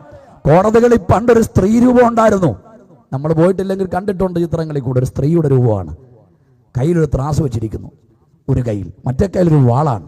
ആ സ്ത്രീയുടെ കണ്ണ് മൂടിക്കെട്ടിരിക്കുക. എന്താ ഇതിന്റെ സത്യം? ആ സ്ത്രീ ഒരു നിയമത്തെ കാണിക്കുക. നിയമം ആരുടെയും മുഖം നോക്കുന്നില്ല. തുലാസി തൂക്കി നോക്കി തെറ്റുകാരനായി കണ്ടെങ്കിൽ അതിനെ ശിക്ഷിക്കാനാണ് വാള്. ആരോ പറഞ്ഞു, ഇവിടുത്തെ നിയമങ്ങൾ ചിലന്തി വല പോലെയാണ്. മനസ്സാകുന്നുണ്ടോ? ചെറിയ ജീവികൾ പെടുകയും വലിയ ജീവികൾ രക്ഷപ്പെടുകയും ചെയ്യുന്ന ഒരു കാലം. സ്വത്രം. ഇത് കാലഘട്ടത്തിന്റെ ചിത്രമാണ്. അതുകൊണ്ടാണ് പറഞ്ഞത്, ഞങ്ങൾക്ക് ആരെ മതി? പറ. ഇനിയും സരിതമാരുണ്ടാകും. ഓ സ്വത്രം. ഇനിയും ഗ്രീഷ്മമാരുണ്ടാകും, ഇനിയും സ്വപ്നമാരുണ്ടാകും, ഇനിയും ഭ്രാന്തോമാരുണ്ടാകും, അഭിനയ ചക്രവർത്തിമാരായിരിക്കുന്ന അശുദ്ധന്മാരുണ്ടാകും. കാരണം നമ്മുടെ ലോകത്തിന് വേണ്ടത് ബറബാസന്മാരെ. സ്വത്രം. ഏത് കൊല ചെയ്തവനും ഫാൻസുള്ള ലോകം, ഏത് നീചമായ പ്രവൃത്തി ചെയ്തവനെയും മാലയിട്ട് സ്വീകരിക്കുന്ന ലോകം. എന്താ ഇതിന്റെ കാര്യം? നമ്മുടെ ലോകത്തിന് വേണ്ടത് ബറബാസന്മാരെയാണ്. നോക്കൂ, ആർക്കും വേണ്ടാത്തവനായി പീലാത്തോസ് നടുമുറ്റത്ത് നിൽക്കുമ്പോൾ യഹൂദ കീഴ്വഴക്കമനുസരിച്ച് ഇവനിൽ കുറ്റമില്ലെന്ന് പ്രഖ്യാപിച്ചെങ്കിലും ഒരു മനസ്സിലാക്കാൻ വേണ്ടി അവൻ കൈകൾ കഴുകി നിരപരാധിത്വം വെളിപ്പെടുത്തുന്നു. സങ്കീർത്തനത്തിനകത്തൊരു വാക്യമുണ്ട്, ഞാൻ കുറ്റമില്ലായകയിൽ എൻ്റെ കൈകളെ കഴുകി. നാടുവാഴി പുറകോട്ട് മാറുമ്പോൾ പടയാളികൾ പാഞ്ഞു വന്ന ക്രിസ്തുവിന്റെ വസ്ത്രം അഴിച്ചു മാറ്റി പീലാത്തോസിന് നടുമുറ്റത്ത് നാട്ടിയിരിക്കുന്ന കൽമുറ്റിയോട് യേശുവിന്റെ കൈകൾ കൂട്ടിക്കെട്ടുമ്പോൾ മാരായ്ക്കിൽ നിന്നുകൊണ്ട് ഞാനെന്ന് ചോദിച്ചൊരു വാക്ക്, എന്തിനാ കൈകൾ അങ്ങനെ കൂട്ടിക്കെട്ടുന്നത്? ആരെയും തൊടാത്തവരെ തൊട്ടതാണോ ആ കരം ചെയ്ത തെറ്റ്? ആർക്കും വേണ്ടാത്തവരെ മാറോടടിപ്പിച്ചു നിർത്തിയതാണോ കരം ചെയ്ത തെറ്റ്? ആരും തൊടാത്തവരെ തൊട്ടു, അനേകരുടെ കണ്ണുനീരുകളെ തുടച്ചതാണോ ആ കരം ചെയ്ത തെറ്റ്? ഇതൊന്നും കേൾക്കാതെ നരഭാന്തന്മാർ എന്റെ യേശുവിന്റെ കൈകൾ കൂട്ടിക്കെട്ടി ചരിത്രം എഴുതി വെച്ചിരിക്കുന്നു. വില്ലുപോലെ വളഞ്ഞു നിൽക്കുന്ന ക്രിസ്തു, ഇടത്തും വലത്തു നിൽക്കുന്ന പടയാളികൾ രണ്ട് ചാട്ടമാറുകൾ കൊണ്ട് മർദ്ദനമുറകൾ ആരംഭിച്ചു. ചൂണ്ടയും ആണിയും വരുത്ത ചാട്ടമാർ മാംസങ്ങളെ അടിച്ചു മറിക്കുമ്പോൾ ചരിത്രം പറയുന്നു, മാംസം മാത്രമല്ല ഞരമ്പുൾപ്പെടെ വിടുതുപോന്നു, ഞരമ്പുൾപ്പെടെ വിടുതുപോന്നു. ഒന്നാമത്തവൻ അടിച്ച് ചാട്ടവാറിന്റെ അഗ്രങ്ങളിൽ മാംസങ്ങൾ പറ്റിപ്പിടിക്കുമ്പോൾ അതിനെ ഉലച്ചുലച്ച് ചാട്ടവാറ് കഴുകുമ്പോൾ അടുത്തവൻ അടിമുടക്കുകയാ. പറഞ്ഞു വീണ മാംസവും ഞരമ്പും കൂടെ കൽപ്പാത്രത്തിൽ കിടന്ന് പിടയ്ക്കുക. ഒന്നിൽ പരം അടികൊണ്ട് അടിമുതൽ മുടിവരെ രക്തത്തിൽ കുളിക്കപ്പെട്ടവനായ ക്രിസ്തുവിനെ ഇന്ന് രാത്രി ഞാൻ ഉയർത്തുമ്പോൾ നാളുകൾ കണ്ടുകൾ പുറകിൽ ഈ കർത്താവിനെ കണ്ടുകൊണ്ട് 1 കൊരിന്ത്യർ ലേഖനം 1-ാം അധ്യായത്തിന്റെ 23-ാമത്തെ വാക്യത്തിൽ പൗലോസ് വിളിച്ചു പറഞ്ഞു, യഹൂദന്മാർ അടയാളം തിരയുന്നു, യവനന്മാർ ജ്ഞാനം അന്വേഷിക്കുന്നു, ഞങ്ങളോ ക്രൂശിക്കപ്പെട്ടവനായ ക്രിസ്തുവിനെ പ്രസംഗിക്കുന്നു. എന്തുകൊണ്ട് ക്രൂശിക്കപ്പെട്ടവനെ പ്രസംഗിക്കുന്നു? അഖില ലോക ജനസമൂഹങ്ങളുടെയും ശാപമുക്തി യേശുവിന്റെ ക്രൂശിലൂടെയാണ്. പാപപരിഹാരത്തിന് ലോകചരിത്രത്തിൽ 1.5 മാർഗങ്ങളില്ല, ഒരൊറ്റ മാർഗമേ ഉള്ളൂ. അതെന്റെ യേശുവിന്റെ കാൽവരി മരണത്തിലെ രക്തമാണ്. സ്തോത്രം. പ്രിയമുള്ളവരെ, സഹൃദയരെ തിരിച്ചറിയണം, പാപമെന്ന് പറയുന്നത് ഒരു പാവമല്ല. പാപം എന്തല്ല? ഒരു പാവമല്ല. ഈ പാപത്തിന് അതിൽ തന്നെ കുറെ സ്വഭാവമുണ്ട്. എന്താണ് പാപത്തിന്റെ സ്വഭാവം? അത് മറ്റൊരു പ്രസംഗമാണ്, തൊട്ടുവിടാം. പാപത്തിനൊരു ഭരണ സ്വഭാവമുണ്ട്. പൗലോസ് പറയുന്നു, പാപം എന്നിൽ വാണു. സ്തോത്രം. പാപത്തിനൊരു ഭരണ സ്വഭാവമുണ്ട്. അതാണ് സ്തോത്രം. ഹല്ലേലൂയ. 80 കിലോ ഭാരമുള്ള ഒരു പുള്ളിക്ക് ബീഡി വലിക്കാതെ ബാത്റൂമിൽ പോകാൻ പറ്റുകയല്ല. സ്തോത്രമില്ല. അത് മാത്രമാണോ മനോരോഗം? ഞാൻ വർഷങ്ങൾക്ക് പുറകിൽ ഒരു പ്രസംഗം ചെന്നപ്പോൾ ഒരു ബാത്റൂമിൽ ഇങ്ങനെ കയറി. ഞാൻ നോക്കിയപ്പോൾ ഇങ്ങനെ മാസിക അടുക്കി വെച്ചേക്കുന്നു. മനുഷ്യരല്ലേ, ചിന്തകൾ പലത് കടന്നുപോയി. ഇറങ്ങി ഒന്ന് പച്ചാനടി വെച്ചു, തെറ്റിദ്ധാരണ ഉണ്ടായില്ലേ? എനിക്ക് എന്തെങ്കിലും ഒന്ന് വായിച്ചില്ലേ, ബാത്റൂമിൽ പോകാൻ പറ്റുകയല്ല. അപ്പൊ 80 കിലോ ഭാരമുള്ളവൻ 2 രൂപയുടെ ബീഡിക്കടിമയാണ്. സോദരം, പാപം വാഴുകയാണ്. ചർച്ച ചെയ്യുന്നില്ല. അപ്പൊ പാപത്തിനൊരു ഭരണ സ്വഭാവമുണ്ട്. 2 പാപത്തിനൊരു പിതൃത്വ സ്വഭാവമുണ്ട്. സ്വതന്ത്രം. പിതാവിന്റെ സ്വഭാവം ജനിപ്പിക്കുക. പൗലോസ് പറയുന്നു, പാപം എന്നിൽ സകല മോഹങ്ങളെയും ജനിപ്പിച്ചു. സ്വതന്ത്രം. മോഷ്ടിക്കണമെന്നുള്ളതൊരാ, വ്യഭിചരിക്കണമെന്നുള്ളതൊരാ, ആക്രമിക്കണമെന്നുള്ളതൊരാ, ജീവിതത്തിന്റെ യാഥാർത്ഥ്യങ്ങളെ കാറ്റിൽ പറപ്പണമെന്നുള്ള ത്വര, മൂല്യങ്ങളെ ബലി കഴിക്കണമെന്നുള്ള ത്വര, ഇത് കാര്യമല്ല. പാപത്തിന്റെ പിതൃത്വ സ്വഭാവത്തിനകത്ത് വരുന്നതാണ്. പാപം പലതിനെ ജനിപ്പിക്കുന്നു. 3 പാപത്തിനൊരു ചതിയുടെ സ്വഭാവമുണ്ട്. പൗലോസ് പറയുന്നു, പാപം അവസരം കിട്ടിയിട്ട് സകല കൽപ്പനയാലും എന്നെ ചതിച്ചു. മനസ്സിലായോ? പാപം എന്നെ ചതിച്ചു. സുഹൃത്തേ, നിന്റെ മദ്യപാനം നിന്നെ ചതിക്കും, നിന്റെ പുകവലി നിന്നെ ചതിക്കും, നിന്റെ ആവിഹിത ബന്ധം നിന്നെ ചതിക്കും, തെറ്റായിരിക്കുന്ന ലഹരി വസ്തുക്കളുടെ ഉപയോഗം നിന്നെ ചതിക്കും. ചതിക്കപ്പെട്ട് കഴിയുമ്പോഴേ അറിയത്തുള്ളൂ ചതി പറ്റിയ കാര്യം. സ്തോത്രം, സ്തോത്രം, സ്തോത്രം. അറിയണം, പാപം തരുന്ന സുഖം അത് താൽക്കാലികമാണ്. അത് കൊണ്ടെത്തിക്കുന്നത് വലിയ നാശത്തിലേക്കാണ്. പാപത്തിന്റെ സ്വഭാവം എന്താണ്? അടുത്തത് വായിക്കുന്നു, പാപത്തിനൊരു കൊലപാതക സ്വഭാവമുണ്ട്. പൗലോസ് പറയുന്ന റോമർക്ക് ലേഖനത്തിൽ, പാപം എന്നെ കൊന്നു. കണ്ടോ? നമ്മുടെ ആത്മീക ലോകത്തിലും അനേകരെ പാപം കൊന്നുകൊണ്ടിരിക്കുന്നു. സ്തോത്രം പറയാൻ പറ്റുന്നില്ല, കൈയടിക്കാൻ പറ്റുന്നില്ല, യോഗത്തിൽ വന്ന പ്രത്യാശയില്ല, യോഗം എങ്ങനെയെങ്കിലും തീരണമെന്ന് കരുതുക. അനേകരെ പാപം കൊന്നുകൊണ്ടിരിക്കുമ്പോൾ ഇതിന്ന് രക്ഷപ്പെടാൻ ഒരിടമുണ്ട്. അത് കാൽവറിൽ ഉയർത്തപ്പെട്ട യേശുവിന്റെ ഇടമാണ്. സ്തോത്രം. ആരാധന നിന്നെ പുറകോട്ട് നയിക്കുന്ന, നിന്റെ ആത്മീക ജീവിതത്തിലെ കടക്കൽ കത്തിവയ്ക്കുന്ന, ആരാധിക്കണമെണ്ടെന്ന് കഴിയുന്നില്ല, സ്തോത്രം പറയുന്നത് തോന്നുന്നില്ല, എന്തിനിങ്ങനെ പ്രാർത്ഥിക്കാൻ പോകണമെന്നുള്ള ചിന്ത അകത്ത് ഭരിക്കുന്ന കൂടപ്പുറപ്പേ, നീ മരിച്ചുകൊണ്ടിരിക്കുക. പാപം നിന്നെ കൊന്നോണ്ടിരിക്കുക. ഈ കൊലപാതക സ്വഭാവത്തിൽ നിന്ന് രക്ഷപ്പെടാൻ, ഈ ചതിയുടെ സ്വഭാവത്തിൽ രക്ഷപ്പെടാൻ, ഈ പിതൃത്വ സ്വഭാവത്തിൽ രക്ഷപ്പെടാൻ ഒറ്റ മാർഗമേ ഉള്ളൂ, കാൽവറി ഉയർത്തപ്പെട്ട ക്രിസ്തുവിന്റെ രക്തത്തിന്റെ ശക്തി. ഇന്ന് രാത്രി ആ രക്തം വറ്റിപ്പോയിട്ടില്ല. കഴിഞ്ഞ പ്രസംഗത്തിൽ ഞാനിവിടെ പ്രസംഗിച്ച വിഷയമാണ്, വറ്റിപ്പോകാത്തൊരു ചോരയാണ് നമ്മുടെ കർത്താവിന്റെ ചോര. ഇന്ന് രാത്രിയിൽ മറുക്കപ്പെട്ടതുപോലെ നിൽക്കുന്ന കുഞ്ഞാട് നമുക്ക് വേണ്ടിയ രക്തം നമ്മൾ പകരാൻ തയ്യാറാണ്. ആ ഉയർത്തപ്പെട്ട ക്രിസ്തു മരിച്ചടക്കപ്പെട്ട് 3-ാം നാൾ ഉയർത്തെഴുന്നേറ്റ്. സ്വതന്ത്രം. ജനിച്ചപ്പോഴും വെല്ലുവിളി, ജീവിച്ചപ്പോഴും വെല്ലുവിളി, മരിച്ചപ്പോഴും വെല്ലുവിളി. സ്വതന്ത്രമില്ല. ചിലർക്ക് അങ്ങനെ ജനനം വെല്ലുവിളി അർത്ഥമാണെങ്കിൽ ഓർത്തോണം, നിന്റെ ജീവിതം ഭയങ്കര തീയായിരിക്കും. സ്വതന്ത്രം, സ്വതന്ത്രം. ആ വെല്ലുവിളി ഇന്നും തീർന്നിട്ടില്ലെങ്കിൽ ഓർത്തോണം, നിന്റെ ജീവിതം വളരെ മനോഹരമായി തീർക്കാൻ ദൈവം ആഗ്രഹിക്കുന്നു. വചനം ഒരു ദൈവത്തിന്റെ പ്രവചന ശബ്ദം വചനം തരുന്നു. നീ മനുഷ്യരെ ഞങ്ങളുടെ തലമേൽ കയറി ഓടുമാറാക്കി. ഞങ്ങൾ തീരും വെള്ളത്തിലൂടെ കടക്കേണ്ടി വന്നു, എങ്കിലും നീ ഞങ്ങളെ സമൃദ്ധിയിലേക്ക് കൊണ്ടുവന്നിരിക്കുന്നു. 2025 അകാരണമായി നിനക്കുണ്ടാകുന്ന വിഷയങ്ങളുടെ നടുവിൽ ആത്മാവ് ഇന്ന് രാത്രി നിന്നോട് ദൂത് പറയുന്നു, നിന്നെ തകർക്കാനല്ല, ഒരു സമൃദ്ധി ദൈവം നിനക്ക് വെച്ചിട്ടുണ്ട്. ഹല്ലേലൂയ, സ്തോത്രം. ജനനം വെല്ലുവിളി, ജീവിതം വെല്ലുവിളി, മരണവും വെല്ലുവിളി, അടക്കം വെല്ലുവിളി. നോക്കിയേ, മരിച്ചു കിടക്കുന്ന കർത്താവിന്റെ കല്ലറയ്ക്കൽ ഒരു കല്ല് യോസഫ് കൊണ്ടുവച്ചു. പീലാത്തോസ് മുദ്രയിട്ടു. 3 കാവൽക്കൂട്ടം, 3 പ്രതികൂലങ്ങൾ. ഞാനൊന്ന് പ്രസംഗിക്കാം. യോസഫേ, അങ്ങീ കല്ലറയ്ക്ക് കല്ല് പിടിച്ചു വെച്ചപ്പോൾ അറിഞ്ഞില്ല അകത്തിരിക്കുന്നവൻ യുഗങ്ങളുടെ പാറയാണ്. സ്വതന്ത്രം. പീലാത്തോസ്, അങ്ങ് നിങ്ങളുടെ കയ്യിലെ മോതിരം കൊണ്ട് ആ കല്ലിന് മുദ്രയിട്ടപ്പോൾ അങ്ങ് അറിഞ്ഞില്ല അകത്തിരിക്കുന്നവൻ തത്വത്തിന്റെ മുദ്രയാണ്. 3-ാമത്തെ ദിവസം മരണത്തെ തോൽപ്പിച്ചുകൊണ്ട് അവൻ ഉയർത്തിട്ട് ഇങ്ങനെ പറഞ്ഞു, ഇതാ ഞാൻ മരിച്ചവനായിരുന്നു, എന്നേക്കും ജീവിച്ചിരിക്കുന്നു, മരണത്തിന്റെയും പാതാളത്തിന്റെയും താക്കോൽ എന്റെ കൈവശമുണ്ട്. സ്വത്രം. ഇന്ത്യയെ ചലിപ്പിച്ച മഹാരഥന്മാരെവിടെ? ഇന്ത്യയെ സ്വാതന്ത്ര്യത്തിലേക്ക് നയിച്ച, സമരത്തിന് നേതൃത്വം കൊടുത്ത ഇവിടുത്തെ ഭരണകർത്താക്കന്മാരെവിടെ? പലരും മാറടി മണ്ണിൽ നീറിയടങ്ങിയപ്പോൾ ഇവിടെ കേട്ടോ കാലഘട്ടത്തിന്റെ ഗംഭീരധ്വനി, ഞാൻ മരിച്ചവനായിരുന്നു. അടുത്ത പരാമർശം, എന്നേക്കും ജീവിച്ചിരിക്കുന്നു. അടിവരയിട്ട് പഠിക്കേണ്ട പരാമർശമാണ്. ഇങ്ങനെ ജീവിച്ചത് ആരുണ്ട്?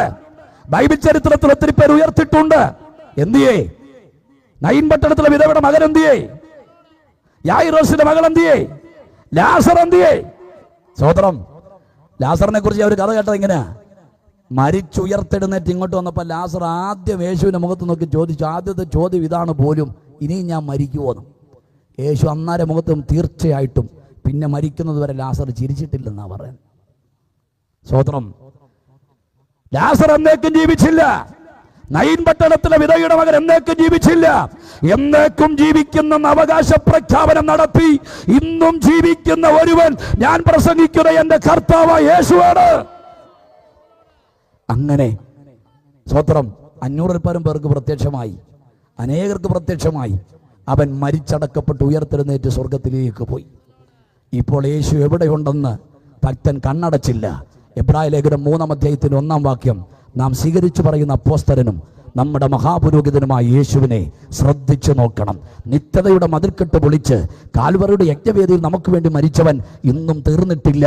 അവൻ പിതാവിന്റെ വലത്തുഭാഗത്ത് നമുക്ക് വേണ്ടി മധ്യസ്ഥ ചെയ്യുക. എബ്രായ ലേഖനമാണ് വിഷയത്തിന്റെ പരാമർശം. യഹൂദന്മാർ അവരുടെ ഓരോ കാര്യങ്ങളിൽ അഭിമാനമുള്ളവരാണ്. അവരുടെ കല്ലറ, അവരുടെ ദേശം, അവരുടെ പള്ളി, അല്ലേ? നമുക്ക് അങ്ങനത്തെ ഇല്ലേ? ഇല്ലേ? കഴിഞ്ഞിടയ്ക്ക് അമ്മ പറഞ്ഞിട്ട്, കണ്ടോ എൻ്റെ മേത്ത് തൊടുക്കുന്ന IPCയുടെ ബ്ലഡാണ്. അങ്ങനെയൊക്കെ ഇല്ലേ? ഇല്ലേ? യേശുവിനെ കുറിച്ചൊന്നും പറയാനില്ല. ഇപ്പോഴും പണ്ട് കുക്ക് സാഹിബ് കയ്യെ പിടിച്ച് നടന്ന കഥ പറയുന്ന ഒത്തിരി അപ്പച്ചന്മാരെ എനിക്കറിയാം.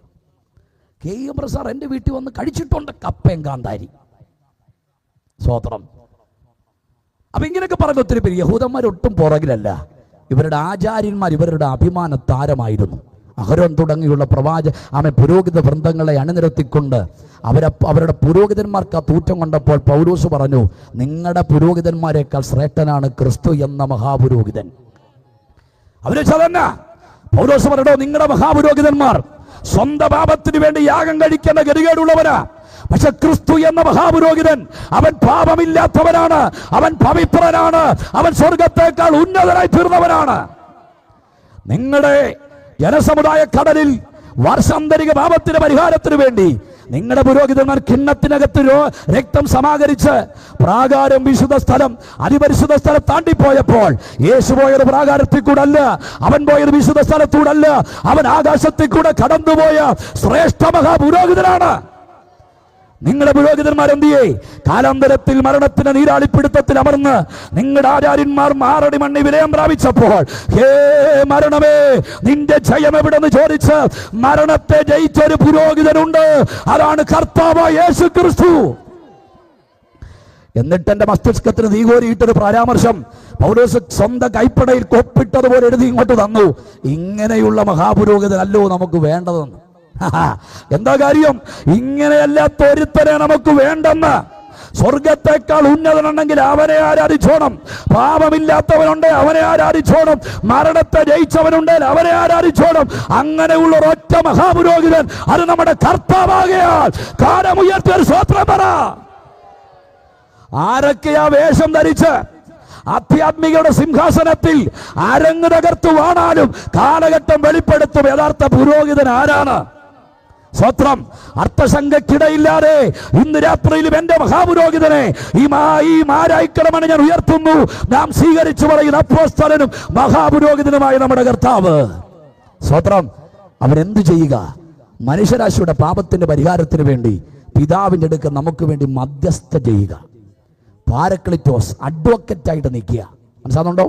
സ്വത്രം സ്വത്രം പൈശാചിക സമൂഹങ്ങൾ എപ്പോഴും നമുക്കെതിരെ വെല്ലുവിളി ഉയർത്തുന്ന വചനം ഒത്തിരി തെളിവ് തരുമ്പോൾ ഇയ്യോബിന്റെ ചരിത്രവും പത്രോസിന്റെ ചരിത്രവും യോശുവയുടെ ചരിത്രവും ഇതൊക്കെ നമ്മളെ പഠിപ്പിക്കുന്നുണ്ട്. ഞാൻ ഒന്നിന് പുറകെ ഒന്ന് വിശദിക്കാനൊക്കെ ആശയമുണ്ട്, സമയമില്ലാത്തൂടെ നിർത്തുക. യോശുവയുടെ കുറിച്ച് എന്താ പറഞ്ഞേ?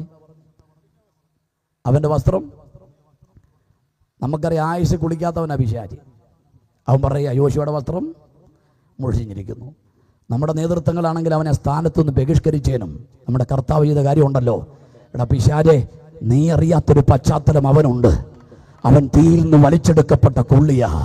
ഇന്ന് രാത്രി ഞാൻ ആത്മാവി പറയാം, പലപ്പോഴും പിശാചിനെ തള്ളിക്കളയാൻ എൻ്റെ കർത്താവിന്റെ കാതിൽ മന്ത്രിച്ചതാ. നാമൻ ആർക്കും വേണ്ടാത്തവനെ ഓടെ കിടന്ന നിന്നെ നാമെ തീക്കുണ്ടത്തിനകത്തുനിന്ന് വലിച്ചെടുത്ത ഒരു പശ്ചാത്തലം എൻ്റെ ദൈവത്തിന് അറിയാം കേട്ടോ. ഇന്ന് രാത്രി നീ സന്തോഷിച്ചോണം. കൂട്ടുകാരും കുടുംബക്കാരും ഒക്കെ തള്ളിക്കളയുമ്പോഴും ആത്മാവ് നിന്നോട് പറയുന്നു, നിന്നെ തള്ളിക്കളയാത്തതിന്റെ കാര്യം നിന്നെ തീയിൽ നിന്ന് വലിച്ചെടുത്തതാ. നീ ഭൂമി ജീവിക്കത്തില്ലെന്നും നിന്റെ ആയുസ് ഉണ്ടാകത്തില്ലെന്നും നീ ഭൂമി ജനിച്ചു വീഴത്തില്ലെന്നും വൈദ്യശാസ്ത്രം നിന്നെ കുറിച്ച് വിധി എഴുതിയതാ. പക്ഷെ നിന്നെ പുറത്തെടുത്തത് ഞാൻ പറയാം, ഇവിടുത്തെ മെഡിക്കൽ കോളേജ് അല്ല.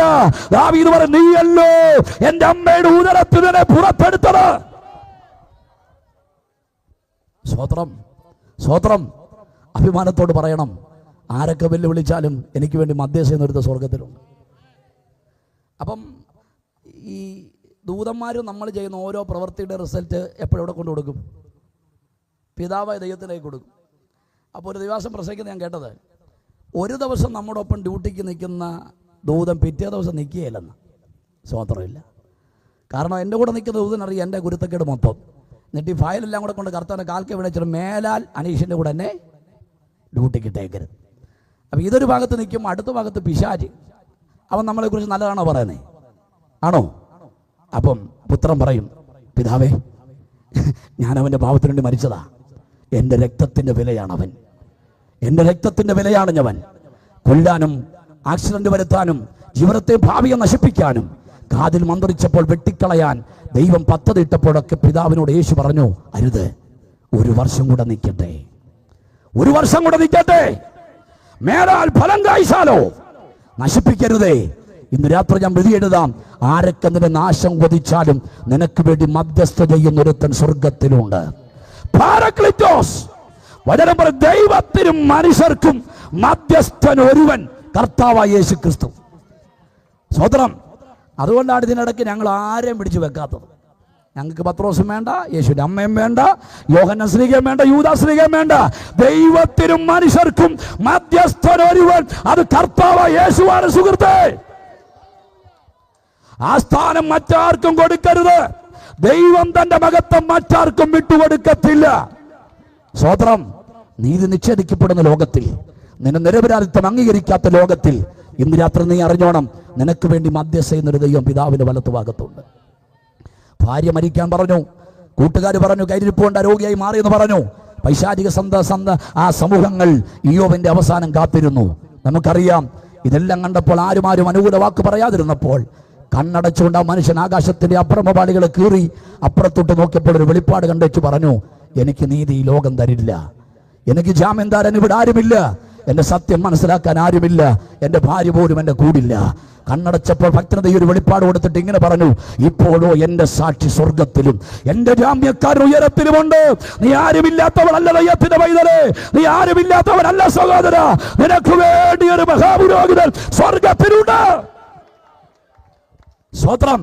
ആരുമേനിക്കില്ലെന്നോ ഞാൻ ഏകനായി തീർന്നു എന്നോ, ആരുമേനിക്കില്ലെന്നോ ഞാൻ ഏകനായി തീർന്നു എന്നോ, മാനസത്തിലാതി പൂണ്ടു ഖേദിപ്പാൻ സാധു അന്ധനായി തീർന്നിടല്ലേ ദൈവമേ, സാധു അന്ധനായി തീർന്നിടല്ലേ ദൈവമേ. നീ ഒറ്റയ്ക്കല്ല, നീ തന്നെയല്ല. ലോകം കാണാത്തൊരുത്തൻ നിന്നോടൊപ്പം ഉണ്ട്. കൂട്ടുകാർക്ക് അറിയാത്തൊരുത്തൻ നിന്നോടൊപ്പം ഉണ്ട്. തകരേണ്ട സന്ദർഭങ്ങളിൽ നിന്നെ കരം പിടിച്ചവൻ, ആക്സിഡന്റ് വന്നപ്പോൾ തലയടിച്ച് വീടാറിഞ്ഞ് തട്ടി മാറ്റിയവൻ, പിശാച് തകർക്കണമെന്ന് പറഞ്ഞ് അണിയറയിൽ പത്തറിയിട്ടപ്പോൾ അരുതെന്ന് പറഞ്ഞ് പിതാവിനോട് വെല്ലുവിളിച്ചവൻ, നിനക്ക് വേണ്ടി മധ്യസ്ഥത ചെയ്യുന്നവൻ ഇന്ന് രാത്രിയിലും ഉയരത്തിലുണ്ട്. തന്റെ അടപ്പോൾ പറഞ്ഞ ഞാൻ ഒറ്റയ്ക്കല്ല, എനിക്ക് വേണ്ടി പിതാവിന്റെ വലത്തുഭാഗത്ത് എന്റെ കർത്താവ് മധ്യസ്ഥ ചെയ്യുക. പൗലോസ് നിർത്തിയില്ല. പൗലോസ് പറഞ്ഞു, ഇത് തീരാൻ പോവുക, ഈ പൗരോഹിത്യം അവസാനിക്കാൻ പോവുക, മണവാളനായിട്ട് വരുന്നു. 2 കൊരിന്ത്യർ ലേഖനം 11:2 സ്വത്രം, ക്രിസ്തു എന്ന ഏക പുരുഷന് നിർമ്മല കന്യകയായി നിങ്ങളെ വിവാഹ നിശ്ചയം ചെയ്തിരിക്കുന്നു. സാത്താൻ ഹൗവയെ ഉപായത്താൽ ചതിച്ചതുപോലെ ക്രിസ്തുവിനോടുള്ള ഏകാഗ്രതയും ഭയഭക്തിയും വിട്ടു പോകുമോ എന്ന് ഞാൻ ഭയപ്പെടുന്നു. ശ്രദ്ധിച്ചേ, വേഗത്തിൽ പറഞ്ഞ് ഞാൻ പ്രാർത്ഥിക്കാം. ശ്രദ്ധിച്ചോണം, നമുക്കൊരു മണവാളനുണ്ട്. സ്വത്രം, നമുക്കൊരു മണവാളനുണ്ടെങ്കിൽ അവനൊരു മണവാട്ടിയുണ്ട്. ആരാണ് മണവാട്ടി? ആരാണ് മണവാട്ടി? സഭ. ഏതാണ് മണവാട്ടി? യഥാർത്ഥ സഭ. വചനം പറയുന്നു, കർത്താവ് രക്ഷിക്കപ്പെടുന്നവരെ ദിനം പ്രതി സഭയോട് ചേർത്തിരുന്നു. രക്ഷിക്കപ്പെട്ടവരാരോ അതാണ് സഭ. സ്വത്രം. ചിലരൊക്കെ പറഞ്ഞു പെന്തക്കോസിൽ പോയത് കൊണ്ട് രക്ഷപ്പെട്ടു. രക്ഷപ്പെടാൻ വരരുത്. രക്ഷിക്കപ്പെട്ടാ നീ രക്ഷപ്പെടും. സ്വത്രം. രക്ഷിക്കപ്പെട്ടത് കൊണ്ടാണ് നമ്മൾ രക്ഷപ്പെട്ടത്. സ്വത്രം. അപ്പൊ രക്ഷിക്കപ്പെടുന്നവരെ ദിനം പ്രതി ഒരു കാര്യം പറഞ്ഞോണം, ഈ രക്ഷയുടെ കാലം തീരാൻ പോകുക. ഞാൻ അങ്ങനെ പാടുന്ന ആളൊന്നുമില്ല, എന്നെന്തോ ഇങ്ങ് പാട്ടങ്ങ് വരിക. സ്വത്രം. കൃപയുടെ വാതിലീത പൂട്ടുവാൻ തുടങ്ങുന്നു, കൃപയുടെ വാതിലീത പൂട്ടുവാൻ തുടങ്ങുന്നു.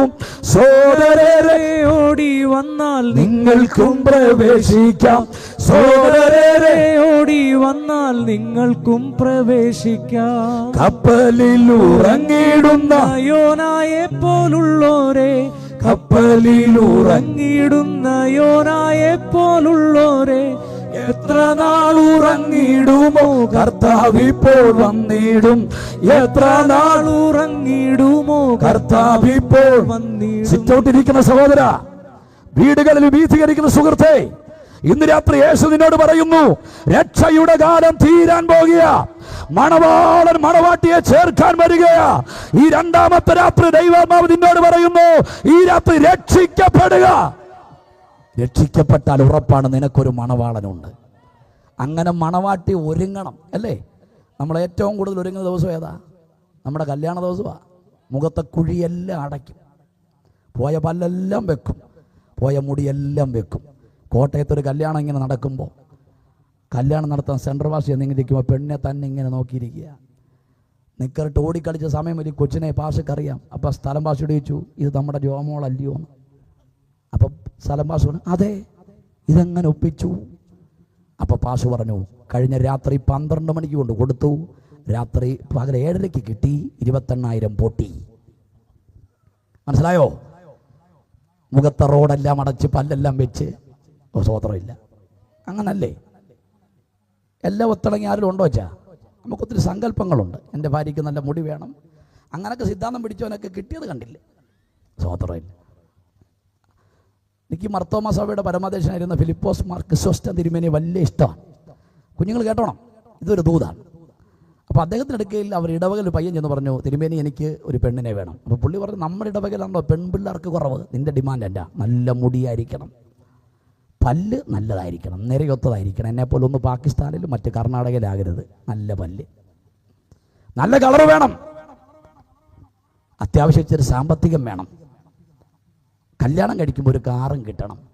ഇത് കേട്ടേച്ച് തിരുമേനി പറഞ്ഞു, ഇങ്ങനെ ഒത്തൊരു പെണ്ണ് നമ്മുടെ ഇടവകയിലുണ്ടായിരുന്നെങ്കിൽ ഞാൻ ഒരിക്കലും തിരുമേനിയാകത്തില്ലായിരുന്നു. സ്തോത്രം. അപ്പൊ എല്ലാം ഒത്തിണങ്ങി ആരും ഇവിടെ ഇല്ലെന്ന് പഠിച്ചോണം. സ്തോത്രം. അച്ഛാ, നമുക്ക് കിട്ടിയതെല്ലാം കിട്ടേണ്ടതേ കിട്ടിയിട്ടുള്ളൂ. ചക്കയ്ക്കൊത്ത പിച്ചാത്തി. മനസ്സിലാകണോ? കള്ളം പറഞ്ഞ യാക്കോബിന് കള്ളം പറയുന്ന ഭാര്യ ഒത്തല്ലോ. സ്തോത്രം. വിറക് ചുമ്മിയ ഇസഹാക്കിന് വെള്ളം ചുമ്മിയ റിബേക്ക. ചക്കയ്ക്കൊത്ത പിച്ചാത്തി. സ്തോത്രം. അപ്പൊ നമ്മളിടയ്ക്ക് പറയും, ഇവിടെ എന്തിനാ കർത്താവേ എന്റെ തലേ? അച്ഛാന്റെ ഇത് കിട്ടിയാലേ മെരുങ്ങത്തുള്ളത് ദൈവത്തിന് അറിയാം. സ്തോത്രം. അപ്പൊ ശ്രദ്ധിക്കണം, ക്രിസ്തു എന്ന മണവാളന് വേണ്ടി നമ്മളെ വിവാഹ നിശ്ചയം ചെയ്തിരിക്കുന്നു. സഭ അറിയണം, നിശ്ചയമേ കഴിഞ്ഞിട്ടുള്ളൂ, കല്യാണം മുടങ്ങാൻ സാധ്യതയുണ്ട്. അല്ലേ? നമ്മുടെ നാട്ടിലല്ലേ കല്യാണം മുടക്കികൾ? ഈ ജോമോന്റെ വീട് ഏതാ? എന്താ കാര്യം? ഒരു പെണ്ണിന്റെ വിഷയത്തിൽ വന്ന അറിഞ്ഞോണ്ടൊക്കെയാണോ? സ്തോത്രം. പിന്നെ അതുപോലായിട്ട് കാരണന്മാരെന്ന് പറയുന്ന കുറെ പേരുണ്ട്. ചെറുക്കം വന്നിരിക്കും പോലെ പെരുവാതിൽ പോലെ മുടി വരെ നോക്കും. എന്തുവാ പേര്, എന്നാ ജോലി? അത് കേൾക്കുമ്പോഴേ തിന്ന അലുവായി ഉലുവായും ആവിയായി പോയി. അവൻ പറഞ്ഞു, ഈ കാർന്നോൻ്റെ കൊച്ചുമോളെ എനിക്ക് വേണ്ട. അപ്പൊ കല്യാണം നടക്കണം, ഇങ്ങനെയുള്ള കാർന്നോരുമാരെ ഒഴിവാക്കണം. സഭയുടെ കല്യാണം മുടങ്ങാൻ സാധ്യതയുണ്ട്. കാര്യക്കാരനാരാ? ആരാ കാരണക്കാരൻ? ഇവിടെ വായിക്കുന്നു, ആദമിന്റെ പെണ്ണിന് പറ്റിയ ചതി ക്രിസ്തുവിന്റെ പെണ്ണിന് പറ്റരുത്. സാത്താൻ ഹവ്വയെ ഉപായത്താൽ ചതിച്ചതുപോലെ ദൈവസഭ ചതിക്കപ്പെടരുത്. സ്തോത്രം. എന്താ? ചതിക്കപ്പെടരുത്. ലോകം, ജഡം, പിശാച് ഇത് സഭയ്ക്കെതിരാണ്. എന്താ ഇതിന്റെ കാര്യം? നമുക്ക് പുറകോട്ട് പോയി പഠിച്ച് ഞാൻ വേഗം നിർത്തിയേക്കാം. ശ്രദ്ധിച്ചു കേട്ടോണേ. ഒരിക്കൽ സഭ തിരിച്ചറിയണം, നമുക്കെതിരെ പ്രലോഭനങ്ങൾ ശക്തമാണ്. നിങ്ങളൊരു കാര്യം മനസ്സിലാക്കണം, നിങ്ങളുടെ മേലുള്ള വാഗ്ദത്തം ശക്തമാണെങ്കിൽ നിങ്ങളോടുള്ള പ്രലോഭനവും ശക്തമായിരിക്കും. സ്തോത്രം. അല്ലേ? ഈ കള്ളടിച്ച് റോഡിൽ കൂടെ നടന്നപ്പം ഒരു പൈൻറ്റ് പോലും ആരും മേടിച്ചെടുത്തില്ല. സ്നാനപ്പെട്ട അത്തം മുതൽ പൈൻറ്റ് മിലിറ്ററി ഇത് കൊണ്ടുവന്നുണ്ടെന്ന് പറഞ്ഞ് വിളിയാ. വല്ല മനസ്സിലായോ? സ്തോത്രം. വാഗ്ദത്തം ശക്തമാണെങ്കിൽ പ്രലോഭനങ്ങൾ ശക്തമായിരിക്കും. സ്തോത്രം. അപ്പൊ ഈ ശലോമൻ രാജാവ് ഇങ്ങനെ നായാട്ടിന് പോയപ്പോൾ ഇങ്ങനെ മുന്തിരിത്തോട്ടത്തിന് കാവല് കാത്തുകൊണ്ടിരുന്നൊരു പെങ്കോച്ചിനെ പുള്ളിക്ക് അങ്ങ് ഇഷ്ടപ്പെട്ടു. പുള്ളി ഈ കാര്യത്തിൽ നല്ല സമർത്ഥനാണ്. ഈർക്കിൽ സാരി ചുറ്റി മൂലയ്ക്ക് കൊണ്ടുവച്ചാലും പുള്ളി അന്നാലും ലൈക്ക് ചെയ്തേച്ചേ പോകത്തുള്ളൂ. അങ്ങനെ ഒരു കുഴപ്പം പുള്ളിക്കുണ്ട്. എല്ലാ ഫോട്ടോയ്ക്കും ലൈക്ക് ചെയ്യും. അങ്ങനെ ലൈക്ക് ചെയ്ത് 3000 എണ്ണം വീട്ടിലുണ്ട്. ഇതിനെ കണ്ടപ്പോഴും അങ്ങ് ലൈക്ക് ചെയ്തേച്ച് അധികാരം കയ്യിലുള്ള ഈ ശലോമോൻ രാജാവ് വലിച്ചിടച്ച് കൊട്ടാരത്തിൽ കൊണ്ടുവന്ന് പറഞ്ഞു, എനിക്ക് നിന്നെ വേണം. അവൾ പറഞ്ഞു, നടക്കില്ല, എനിക്കൊരു ഇടയ ചെറുക്കനുണ്ട്. ഞാൻ ആരാന്നറിയോ? യെരുശലേമിലെ രാജാവാ. ഞാൻ പറഞ്ഞ പള്ളി കണ്ടോ? എന്റെ പ്രജകൾ ഇടുന്നുള്ളത് കണ്ടോ? ഞാൻ എന്റെ പുസ്തകം കണ്ടോ? 3000 സദൃശവാക്യം, 1005 ഗീതം, എന്റെ ഗ്ലാമർ കണ്ടോ? എന്റെ തോഴിമാരെ കണ്ടോ? ഇതെല്ലാം കേട്ടിട്ടും ഇവിടെ ചിലർ യോഗത്തിലിരിക്കുന്ന പോലെ ശരീരമെങ്ങും മനസ്സ് വേറെ എങ്ങുന്നതുപോലെ അവിടെ മനസ്സ് മാറിയില്ല. ശ്രമം പരാജയപ്പെട്ടപ്പോൾ ശലോമോൻ തോഴിമാരെ വിട്ടേച്ച് പറഞ്ഞു, നിങ്ങൾ ഇവിടെ ബ്രഹ്മാശായി. ഒരുപക്ഷെ അവർ പറഞ്ഞു, കൊച്ചേ ഞങ്ങളൊക്കെ ആയിരുന്നു ചാടിക്കറി ഇങ്ങനെ കെട്ടി. ഇങ്ങനെ ആരാന്നറിയോ? യെരുശലേമിലെ രാജാവാ. അങ്ങനെ പണിതാ ഈ പള്ളി, അങ്ങനെ പണിതാണ് ഈ കൊട്ടാരം. ഇതൊന്നും കെട്ടിട്ട് അവിടെ മനസ്സ് മാറാതെ വന്നപ്പോൾ അവർ ചോദിച്ചു, ഈ ശലോമോനേക്കാൾ നിന്റെ പ്രിയൻ എന്ത് വിശേഷത? അവർ പറഞ്ഞു, എന്റെ പ്രിയൻ വെണ്മയും ചുമപ്പുമുള്ളവൻ, 10,000-ങ്ങളിൽ അതിശ്രേഷ്ഠൻ. ഞാൻ എന്റെ പ്രിയനുള്ളവൾ, എന്റെ പ്രിയൻ എനിക്കുള്ളവളാണ്. സ്തോത്രം. സഭ അറിഞ്ഞോണം, ലോകവും ജഡവും നിന്നെ വെല്ലുവിളിക്കും. സ്തോത്രം. ലോക സുഖ സൗകര്യങ്ങൾ ആകുന്ന പ്രതാപങ്ങൾ മോടിയോടു കൂടെ എന്നെ മാടി വിളിച്ച. ലോക സുഖ സൗകര്യങ്ങളാകുന്ന പ്രതാപങ്ങൾ മോടിയോടു കൂടി എന്നെ മാടി വിളിച്ച. മനോഹര നിന്നെ പിരിഞ്ഞി ലോകയാത്ര, ജാരന്മാരെ വരിക്കുമോ വത്സല. മണ്ണെ പ്രതി മാണിക്യം വെടിയുകില്ല ഞാൻ, ഈ മണ്ണെ പ്രതി മാണിക്യം വെടിയുകില്ല ഞാൻ. സ്വതന്ത്രം. ലോക സുഖ സൗകര്യങ്ങളാകുന്ന പ്രതാപങ്ങൾ മോടിയോട് കൂടെ എന്നെ മാടി വിളിക്കുമ്പോൾ ഞാൻ വിട്ടുകളയില്ല. കാരണം എനിക്കൊരു പ്രേമകാന്തനുണ്ട്, എനിക്കൊരു മണവാളനുണ്ട്. ഈ മണവാട്ടി വളർത്തി വന്ന അനേകരും ഈ മണവാളനെ ഉപേക്ഷിച്ച് തിരിച്ചു പോയപ്പോൾ കക്കൂസ് കിട്ടാനും പിള്ളേരുടെ കല്യാണം നടക്കാനും മസ്കറ്റിലും ഷാർജയിലും പോകാൻ ഇവന് കൈകൊടുത്തതല്ല. ഇവനുമായിട്ട് എനിക്കൊരു ഉടമ്പടിയുണ്ട്, ഇവനുമായിട്ട് എനിക്കൊരു വേളിയുണ്ട്. സ്വോത്രം. കൂടെ ആരാധിച്ചവരെന്തിയേ? കൂടെ അന്യഭാഷ പറഞ്ഞവരെന്തിയേ? കൂടെ സ്ഥാനപ്പെട്ടവരെന്തിയേ? അവരൊക്കെ ലോകവും ജഡവും പിശാചും മാടി മാടി വിളിച്ചപ്പോൾ ഈ മണവാളനെ തള്ളിക്കളഞ്ഞു പോയപ്പോൾ വലിയ വിദ്യാഭ്യാസമൊന്നുമില്ലെങ്കിലും ഈ മണവാളൻ ഇന്ന് കൂടെ ഉണ്ടെന്ന് തന്റെ ഇടമുള്ളവർക്കായി ഇന്ന് രാത്രി ഞാൻ ദൈവത്തെ സ്തുതിച്ചുകൊണ്ട് പറയുക. ഇന്ന് രാത്രി പറ, ലോകത്തിൽ എന്തൊക്കെ വന്നാലും, നഷ്ടങ്ങൾ വന്നാലും, കഷ്ടങ്ങൾ വന്നാലും, എത്ര പ്രതികൂലങ്ങൾ വന്നാലും, ക്രിസ്തുവിന്റെ സ്നേഹത്തിൽ നിന്ന് എന്നെ വേർപിരിക്കുന്നത് ആര്? ആ കരമടിച്ചിട്ട് പറ, ഇതൊന്നും ഞങ്ങളെ തകർക്കത്തില്ല.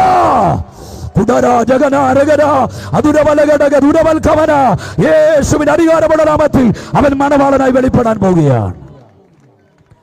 ക്രിസ്തുവിനോടുള്ള ഏകാഗ്രതയും ക്രിസ്തുവിനുള്ള ഭയഭക്തിയും വിട്ടുപോകുന്ന ഭയപ്പെടുന്ന പൗരൂസിന്റെ ആ ഭയശങ്ക ഇന്ന് രാത്രി നിർത്തിക്കൊണ്ട് പറയുന്നു, ദൈവമക്കളെ, ഈ ലോകത്തിൽ കൊട്ടാരം കിട്ടിയില്ലേലും യേശുവിനെ വിട്ടുകളയരുത്. എത്ര പേർക്ക് ഇതിനകത്ത് തീരുമാനമെടുക്കാൻ കഴിയും? എനിക്ക് വേണ്ടി പ്രാണൻ നൽകിയ നിത്യതയുടെ മണിമുകുടമായിരുന്നവൻ ഈ ലോകത്തിന്റെ കാൽവറയിൽ വന്ന് എനിക്ക് വേണ്ടി മരിച്ച്, എന്റെ പാപത്തിന് വേണ്ടി എന്റെ മാതാപിതാക്കൾ മരിക്കാതിരിക്കുമ്പോൾ, എന്റെ സ്വന്തക്കാർ മരിക്കാതിരിക്കുമ്പോൾ, എന്റെ പാപത്തിന് വേണ്ടി ഇന്നും മരിച്ച് എന്നോടൊരു ദൗത്യം ഇന്നും തീരാതെ, ഞാൻ ഉറങ്ങുമ്പോൾ ഉറങ്ങാതെ സ്വർഗത്തിൽ നിന്ന് എനിക്ക് വേണ്ടി മധ്യസ്ഥ ചെയ്യുന്ന എൻ്റെ അപ്പൻ ഇനി അവൻ മണവാളനായി വെളിപ്പെടുമ്പോൾ അവനോടൊപ്പം പോകണമെന്ന് ആഗ്രഹമുള്ളവരെല്ലാവരും ആ കണ്ണുകൾ അടച്ച് ദൈവത്തോട് സ്തുതിച്ചാട്ടെ. എല്ലാവരും ദൈവത്തോടൊന്ന് പ്രാർത്ഥിച്ചാട്ടെ. എൻ്റെ യേശുവിനെ വിട്ടൊരു ഇടപാട് എനിക്ക് വേണ്ട, എൻ്റെ യേശുവിനെ തള്ളിയൊരു ഇടപാട് എനിക്ക് വേണ്ട. ഇന്ന് രാത്രി എത്ര പേര് തീരുമാനമെടുക്കും? ലോകവും ജഡവും പിശാചും എന്നെ തകർക്കാൻ വരുമ്പോൾ എനിക്ക് വേണ്ടി മരിച്ച, എനിക്ക് വേണ്ടി വരുന്ന, എനിക്ക് വേണ്ടി മധ്യസ്ഥ ചെയ്യുന്ന ആ മണവാളന് വേണ്ടി ഞാൻ ഒരുങ്ങാൻ തയ്യാറാണ്. ഹല്ലേലൂയ. എല്ലാവരും ഒരു നിമിഷം എഴുന്നേറ്റ് നിന്നാട്ടെ. ദൈവത്തോട് നന്ദിയുള്ളവർ കണ്ണുകൾ അടച്ചൊരു പാട്ട് പാടുന്ന ദൈവത്തെ ആരാധിക്കുമ്പോൾ മണവാളനോടുള്ള പ്രണയം ഒന്നുകൂടെ വർദ്ധിക്കട്ടെ. പോകാൻ ഞാൻ എഴുന്നേൽപ്പിച്ചതല്ല പ്രിയരെ. എല്ലാ കണ്ണുകളും അടച്ച ദൈവത്തിന് മുന്നിൽ സമർപ്പിച്ചാട്ടെ. പൗലോസ് വരച്ച ക്രിസ്തു 4 വിധം നിത്യതയുടെ കർത്താവ് ക്രൂശിക്കപ്പെട്ടവനായി ലോകത്തിൽ വന്നു. നമ്മുടെ പാപത്തിന്റെ പരിഹാരത്തിന് വേണ്ടി മരിച്ചു. ഇന്നും നമുക്ക് വേണ്ടി പിതാവിന്റെ വലത്തുഭാഗത്തവൻ മധ്യസ്ഥ ചെയ്യുമ്പോൾ യേശു ഒരുക്കുന്ന രക്ഷയും മാനസാന്തരവും കൈവശമാക്കാത്ത ആരെങ്കിലും ഇന്ന് രാത്രി യോഗത്തിൽ വരുന്നെങ്കിൽ, രക്ഷ പ്രാപിക്കാതെ സ്നാനമേൽക്കാതെ, വചനം പറയുന്ന മണവാട്ടി ഒരുങ്ങണം. രക്ഷിക്കപ്പെട്ട് മാനസാന്തരപ്പെട്ട് ജലസ്നാനം സ്വീകരിച്ച് പരിശുദ്ധാത്മാവിന്റെ അഭിഷേകം പ്രാപിച്ച് മണവാട്ടി ഓരോ ദിവസവും ഒരുങ്ങിക്കൊണ്ടിരിക്കണം. അപ്പോസ്തലന്മാരുടെ ഉപദേശം കേട്ടും കൂട്ടായ്മ ആചരിച്ചും അപ്പം നുറുക്കിയും ഒരു മണവാട്ടി പദത്തിൽ ഒരുക്കമില്ലാത്ത ആരെങ്കിലും എന്നെ കേൾക്കുന്നെങ്കിൽ ഇന്ന് രാത്രി തീരുമാനത്തോടെ പോകണം, എനിക്ക് യേശുവിന്റെ മണവാട്ടിയാകണം, എനിക്ക് യേശുവിന്റെ മണവാട്ടി പദത്തിൽ ഉറച്ചു നിൽക്കണം. ബന്ധുക്കാർ പറയുന്നത്, ചാർച്ചക്കാർ പറയുന്നത് എനിക്കല്ല വിഷയം. എനിക്ക് വേണ്ടി പ്രാണൻ നൽകി എൻ്റെ യേശുവിനെ ചേർക്കാൻ വരുമ്പോൾ ആ സ്നേഹത്തെ കൊതിക്കുന്നവർ കരമടിച്ച് ദൈവത്തിന് സ്തുതിച്ചാട്ടെ. എല്ലാ കരമടിച്ച് ദൈവത്തെ സ്തുതിച്ചാട്ടെ. ശക്തിയോടെ കരമടിച്ചേ.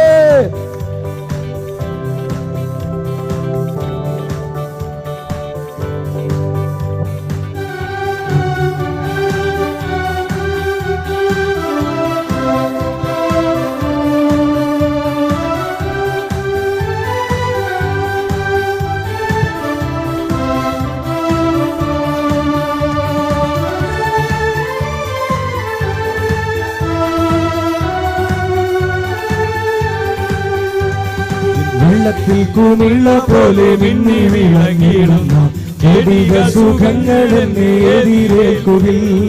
വെള്ളത്തിൽ കുമിള പോലെ മിന്നി വിളങ്ങിടുന്ന ജഡിക സുഖങ്ങൾ എന്നെ എതിരേൽക്കുകിൽ. പിരിഞ്ഞി ലോകയാരന്മാരെ വരിക്കുന്നു. പ്രതിമാണിക്കം വെടിയുകില്ല ഞാൻ, ഈ മണ്ണെ പ്രതിമാണിക്കം വെടിയുകില്ല ഞാൻ. സുന്ദര മനോഹര നിന്നെ പിരിഞ്ഞി ലോകയാത്ര ചാരന്മാരെ വരിക്കുന്നു. മണ്ണെ പ്രതിമാണിക്കം വെടിയുകില്ല ഞാൻ, ഈ മണ്ണെ പ്രതിമാണിക്കം വെടി